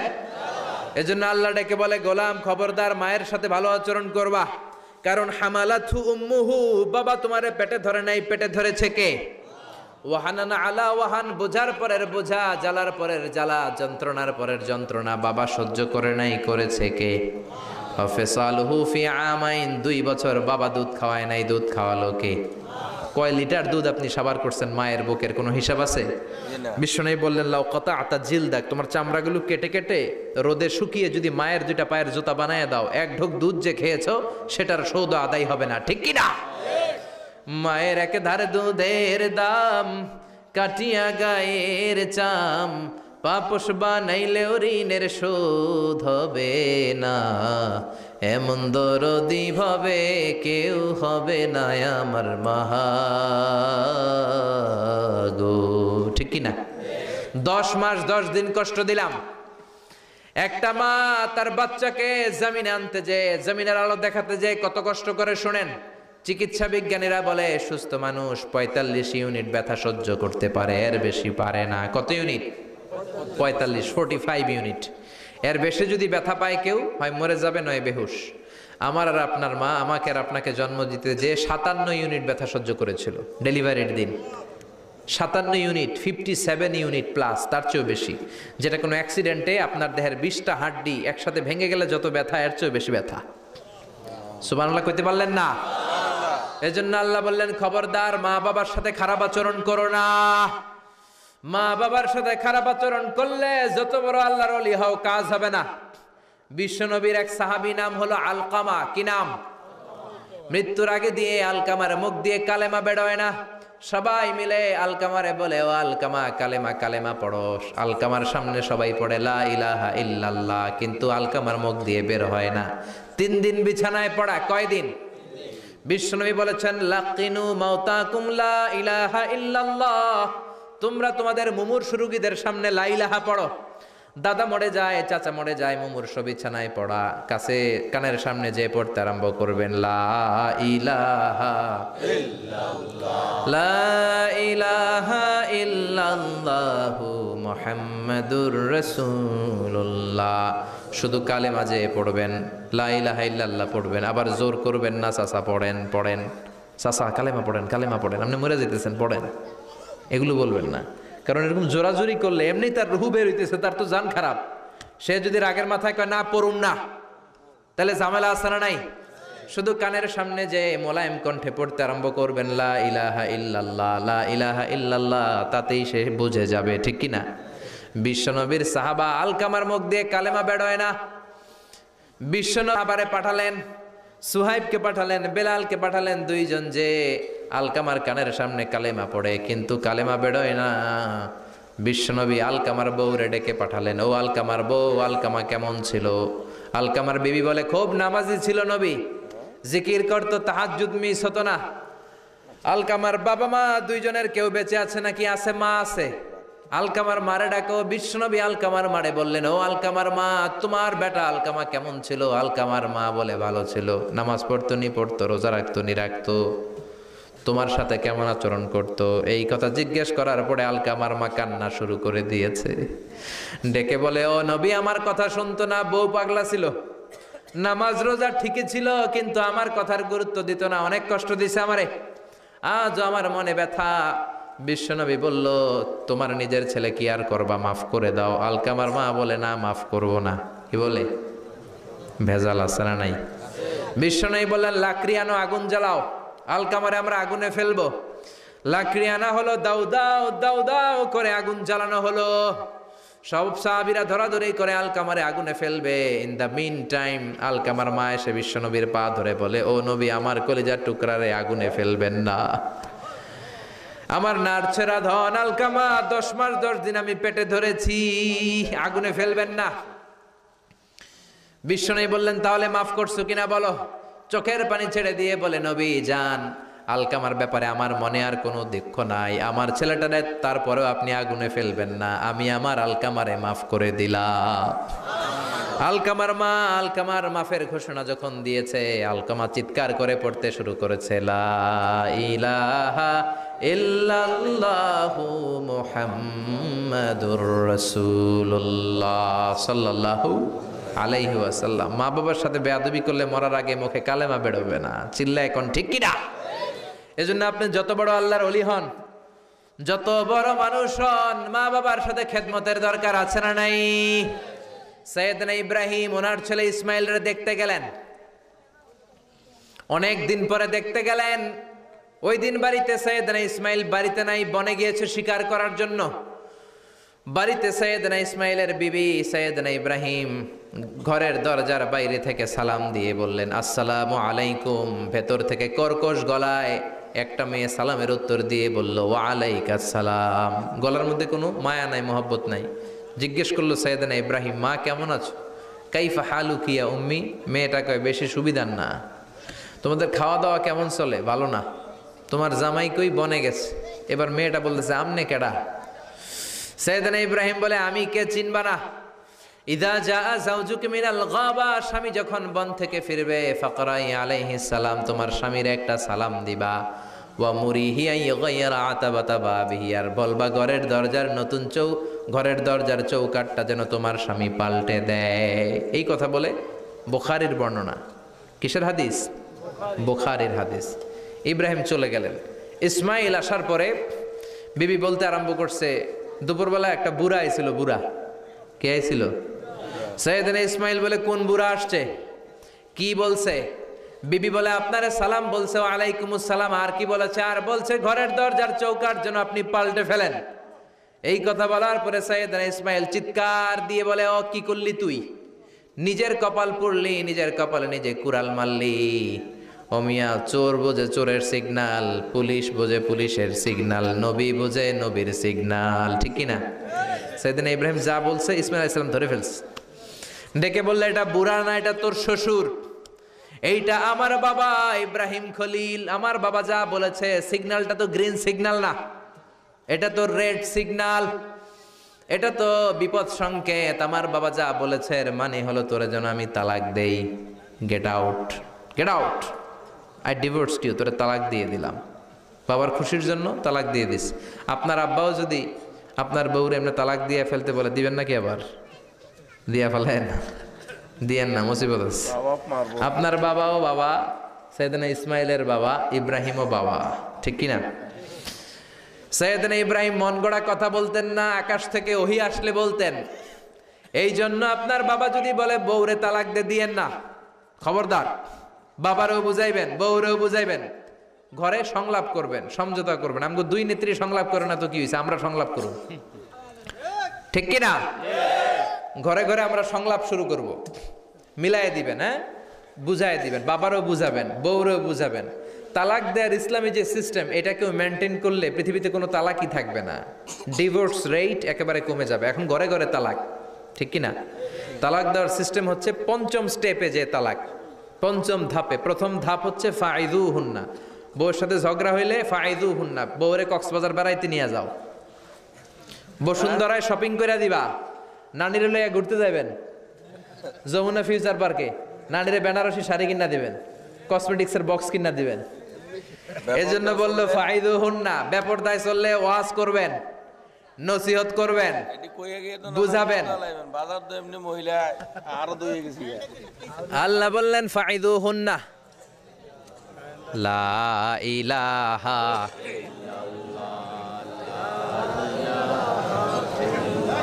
এই উঠেন না, কোরআন করেন, মজা লাগে না? লা ইলাহা অনেক রাত হয়ে যায়। না না ও জেনারেটর দিবে নাকি? হ্যাঁ হ্যাঁ জেনারেটর দেয় না কেন? আপনার নাম আমরা মাকুলি লা ইলাহা ইল্লাল্লাহু আউটেন না। মুহাম্মাদুর রাসূলুল্লাহ সাল্লাল্লাহু আলাইহি ওয়াসাল্লাম। শেষের দিকে উত্তর দিব। এই জন্য বউয়ের সাথে যদি ঝগড়া হয় তালাক না। ইসলাম প্রথমে বলছে ফাইযুহুন্না, ওয়াজ করেন, বুঝান, ঘুরতে নিয়ে যান, শাড়ি কিনে দেন। এতেও যদি লাভ না হয় ওয়াহজুরুহুন্না ফিল মাদাজি, বিছানা আলাদা করেন। বউ থাকবে এক ঘরে, আপনি থাকবেন আরেক ঘরে। হয়তো এই বিচ্ছেদের কারণে ভুল বোঝাবুঝি ভেঙে যাবে, স্ত্রী ফিরে আসবে, ঠিক কিনা? এতেও কাজ হয় না। তারপরে আল্লাহ বললেন ওয়াদ্রিবুহুন্না, এবার একটু শাসন করেন। ঘুরতে নিলেন, কাজ হয় না। শাড়ি কিনা দিলেন, কাজ হয় না। রোম আলাদা করলেন, এরপরও কাজ হয় না। এরপর ওয়াদ্রিবুহুন্না, শাসন করেন। অনেকে এটার অর্থ করে বউরে পিটাও না, পিটানো না। বিশ্বনবী কোনোদিন বউয়ের গায়ে হাত দেয় নাই, ঠিক কিনা? এই অদ্রিবুহুন্নার শাব্দিক অর্থ হলো পিটাও, কিন্তু পারিভাষিক অর্থ হলো স্ত্রীকে একটু শাসন করো।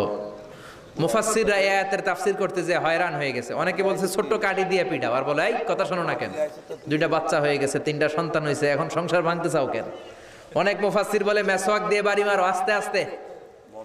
অনেক মুফাসসির কয় কোল বালিশ দিয়ে পিটাও, যাতে হাত পা না ভাঙে, ঠিক কি না? ওয়াদ্রিবুহুন্না, শাসন করো। শাসনও যখন কাজ হয় না, তারপরে আল্লাহ বললেন ফাবাআসু হাকামাম মিন আহলিহি হাকামাম মিন আহলিহা, উভয় পক্ষের মুরব্বীরা বসবে, মিলায় দেওয়ার চেষ্টা করবে। এতও কাজ হয় না। 4টা স্টেপ শেষ, 5ম স্টেপে তালাক। তাও রাগের ছোট যে আমরা বলে দিই 3 তালাক 22 তালাক, এভাবে না। তালাক 2 ধরনের, তালাক আর সুন্নি, তালাক আল বেদঈ। একটা সুন্নতি তালাক আর একটা বেদাতি তালাক। বেদাতি তালাক দেয়া যাবে না, সুন্নতি তালাক দিবেন। মানে প্রতি মাসে একটা। আপনার বউয়ের যখন মাসিক হয় না, যখন পিরিয়ড হয় না, আপনার বউ যখন সুস্থ আছে, ক্লিন আছে, তখন এক তালাক। 1 মাসের মধ্যে ফিরে আনার সুযোগ আছে না নাই? 1 মাস পরে দিবেন দ্বিতীয় তালাক। 2য় মাসেও ফিরে আনার সুযোগ আছে না নাই? ঘরে রাখবেন, হয়তো বিবিরে দেখে আপনার মনে ভালোবাসা জমবে, বিবির মন নরম হয়ে যাবে, বিবিকে ফিরে আনা যাবে।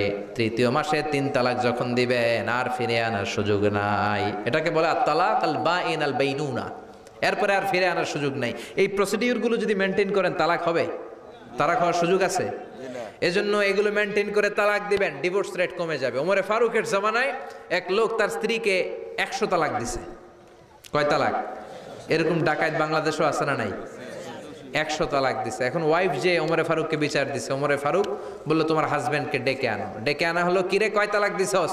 কয় 100 তালাক। দিবি 3 তালাক, 100 তালাক দিছস কেন? কয় মেজাজ গরম আছিল। ওমরে ফারুক বলে ঠিক আছে, বিচার হলো 3 তালাকে তোর বউ তালাক, বাকি 97 তালাক এখন তোর পিঠে পড়বে। সুবহানাল্লাহ পড়েন।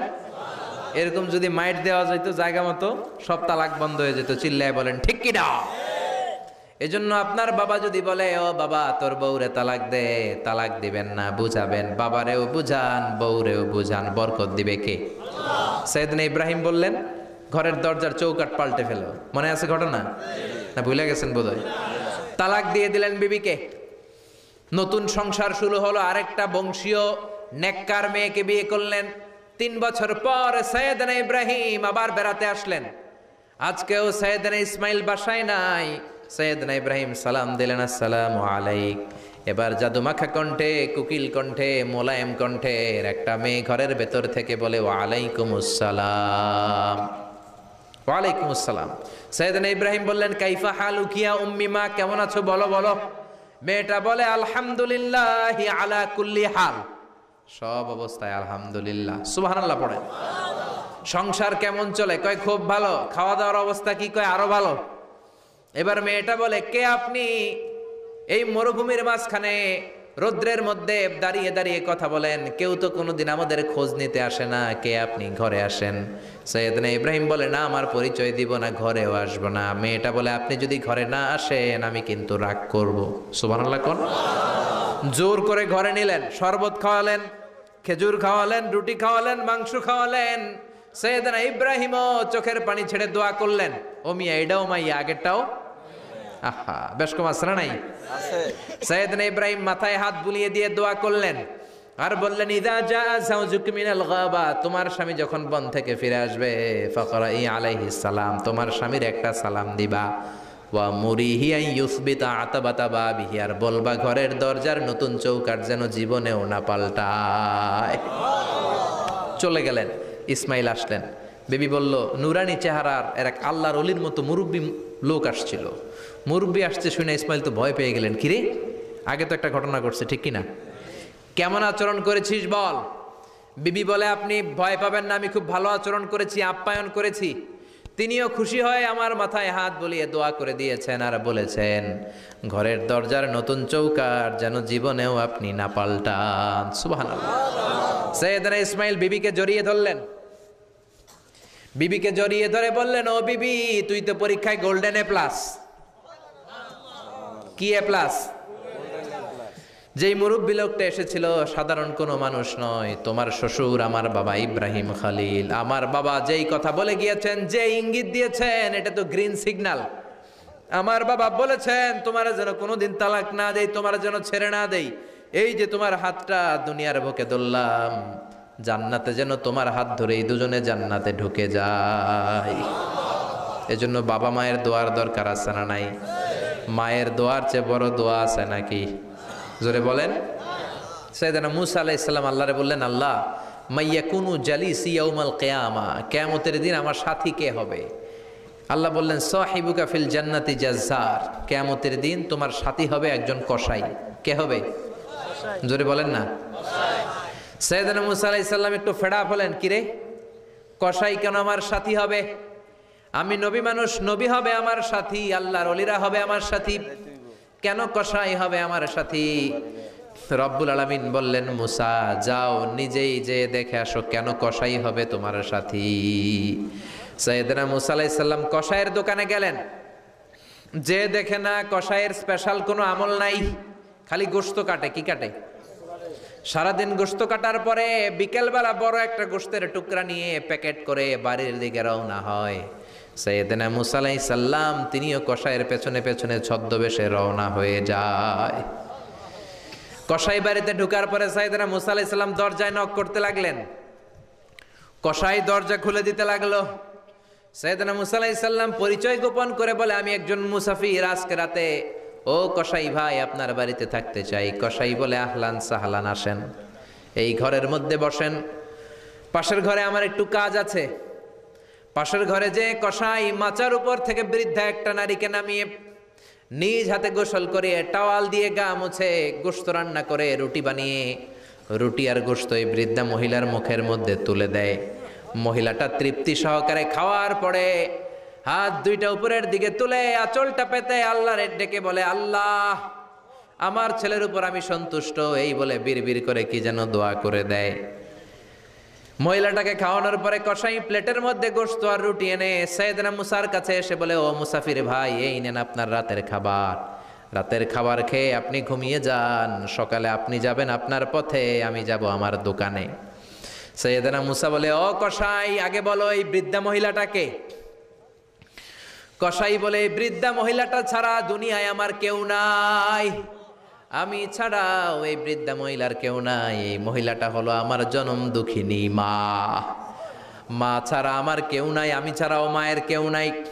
প্রতিদিন আমি আমার মারে গোসল করাই, নিজ হাতে রান্না করে খাওয়াই। সাইয়েদনা মুসা বলে, তোমার মা হাত তুলে কি দোয়া করলো এটা বলো। কসাই বলে, আমার মা প্রতিদিন রাতে খুশি হয়ে একটা পাগলা দোয়া করে, গত কয়েক বছর ধরে এই দোয়াটা করছে, অনেক বছরের দোয়া, আমি জানি কোনো দিন এই দোয়াটা কবুল হবে না। সাইয়েদনা মূসা বললেন, কি দোয়া? কসাই বলে, আমার মা খুশি হওয়ার পরে চোখের পানি ছেড়ে দিয়ে হাত তুলে বলে, আল্লাহ আমি আমার ছেলের উপর অনেক সন্তুষ্ট। শুনেছি এই জামানার বনি ইসরায়েলের সবচেয়ে বড় পয়গম্বর, তার নাম নাকি মূসা কালিমুল্লাহ। আমি তোমার কাছে দোয়া করে গেলাম, আমার ছেলেরে তুমি ওই মূসা নবীর সাথে জান্নাতে ঢুকাইয়া দিবা। মূসা আলাইহিস সালাম বলে, কানেকশন তো এই জায়গায়, আসল কানেকশন তো এখানে, এটা তো মায়ের দোয়ার বরকত। আল্লাহু আকবার। এজন্য মায়ের দোয়ার বরকতে কসাইকেও নবীর সাথী বানিয়ে দিয়েছে কে? বিশ্বনবী বাবা মার আদর পায় নাই, জন্মের আগেই বিশ্বনবীর বাবা নাই। 6 বছর বয়সে মা নাই, দাদার কাছে মানুষ হয়েছেন, চাচার কাছে মানুষ হয়েছেন। বিশ্বনবী হুদাইবিয়ার উমরা যেদিন করতে যাবেন 1400 সাহাবীকে নিয়ে বিশ্বনবী উমরা করার জন্য রওনা হলেন। পথিমধ্যে আবওয়া নামক জায়গার মধ্যে বিশ্বনবীর মায়ের কবর। বিশ্বনবীর মায়ের নাম কি? তোরা দেখে যা আমিনা মায়ের কোলে, মধু পূর্ণিমারি সেথা চাঁদ দোলে, যেন উষার কোলে রাঙা রবি দোলে। তোরা দেখে যা আমিন কোলে, কুল মখলুকে আজি ধ্বনি উঠে কে এলোই, কালেমা শাহাদাতের বাণী ঠোঁটে কে এলোই। পরে দুরুদ ফেরেশতা বেহেশতের দুয়ার খোলে, তোরা দেখে যা আমিনা মায়ের কোলে। ঠিক না? মায়ের কবর বলল সামনে, জায়গার নাম আবওয়া, ছোট্ট একটা টিলা। 1400 সাহাবীদের দিকে তাকিয়ে বিশ্বনবী বললেন, ও সাহাবারা, এটা আমার মায়ের কবর। আমি আল্লাহর কাছ থেকে অনুমতি পেয়েছি মায়ের কবর জিয়ারত করার। তোমরা যারা জিয়ারত করতে চাও আসো। 1400 সাহাবী বলে, আমরাও আপনার মায়ের কবর জিয়ারত করব। বিশ্বনবী 1400 সাহাবীরে বললেন, জিয়ারত করার সময় কেউ কিন্তু কান্নাকাটি করতে পারবা না। 1400 সাহাবীকে কান্নাকাটি করতে নিষেধ করে বিশ্বনবী যখন নিজের মায়ের কবরের সামনে দাঁড়ালেন, বিশ্বনবী ছোট্ট বাচ্চার মতো হাউমাউ করে কান্না শুরু করে দিলেন। বিশ্বনবীর কান্না দেখে 1400 সাহাবাও কান্না শুরু করে দিল। বিশ্বনবী 1400 সাহাবীদের দিকে তাকিয়ে ধমক দিয়ে বলে, তোমরা কাঁদো কেন?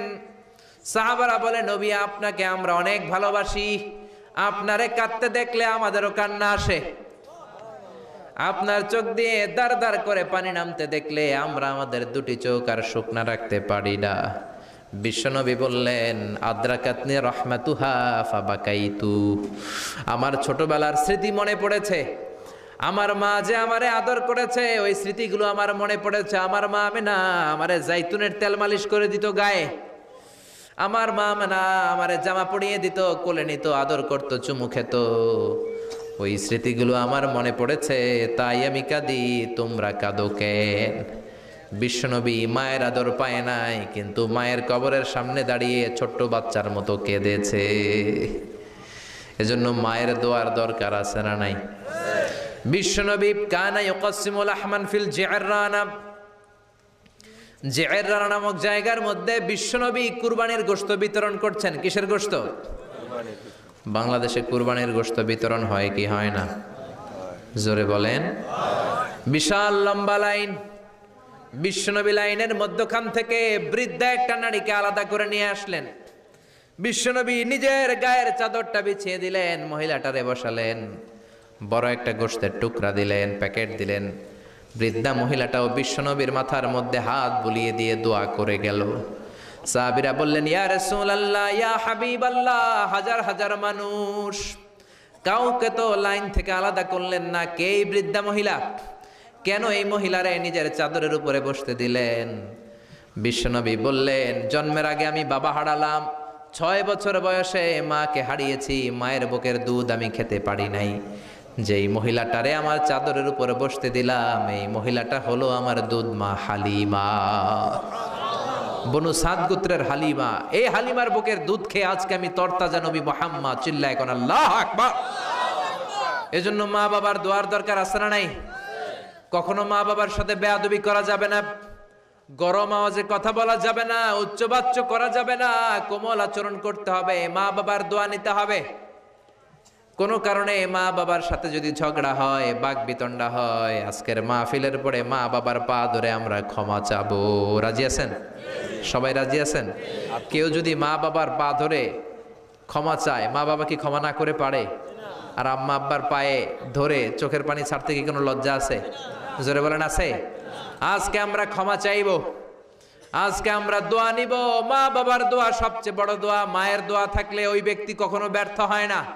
মায়ের দোয়া, আল্লাহর রহমত, এই দুইটা যদি জিনিস যদি কারো জীবনে থাকে, সফলতা তার হাতে ধরা দিবে। ঠিক কি না? এজন্য আল্লাহ বললেন, আমার স্পেশাল ফয়সালা দুইটা। কয়টা? وَقَضَى رَبُّكَ أَلَّا تَعْبُدُوا إِلَّا إِيَّاهُ ওয়াবিল ওয়ালিদাইনি ইহসানা। প্রথম ফয়সালা ইবাদত হবে একজনের, তিনি কে? আল্লাহ। আল্লাহ ছাড়া অন্য কারো জিকির করা যাবে? আল্লাহ ছাড়া অন্য কারো কাছে চাওয়া যাবে? আল্লাহ ছাড়া কোনো মাজারে যে সেজদা দেয়া যাবে? দ্বিতীয় ফয়সালা হলো মাতা পিতার খেদমত করতে হবে। আমরা যতটুকু পারি মা বাবার জন্য অর্থ ব্যয় করব, তাদের খেদমত করব, তাদের কাছ থেকে দোয়া নিব। আমাদের জীবনকে উজালা করে দিবে কে? আরো জোরে বলেন কে? আল্লাহ তাআলা আমাদের সবাইকে কথাগুলো বোঝার ও আমল করার তৌফিক দান করুক। আমরা পড়ি আমিন। আরো জোরে পড়ি আমিন।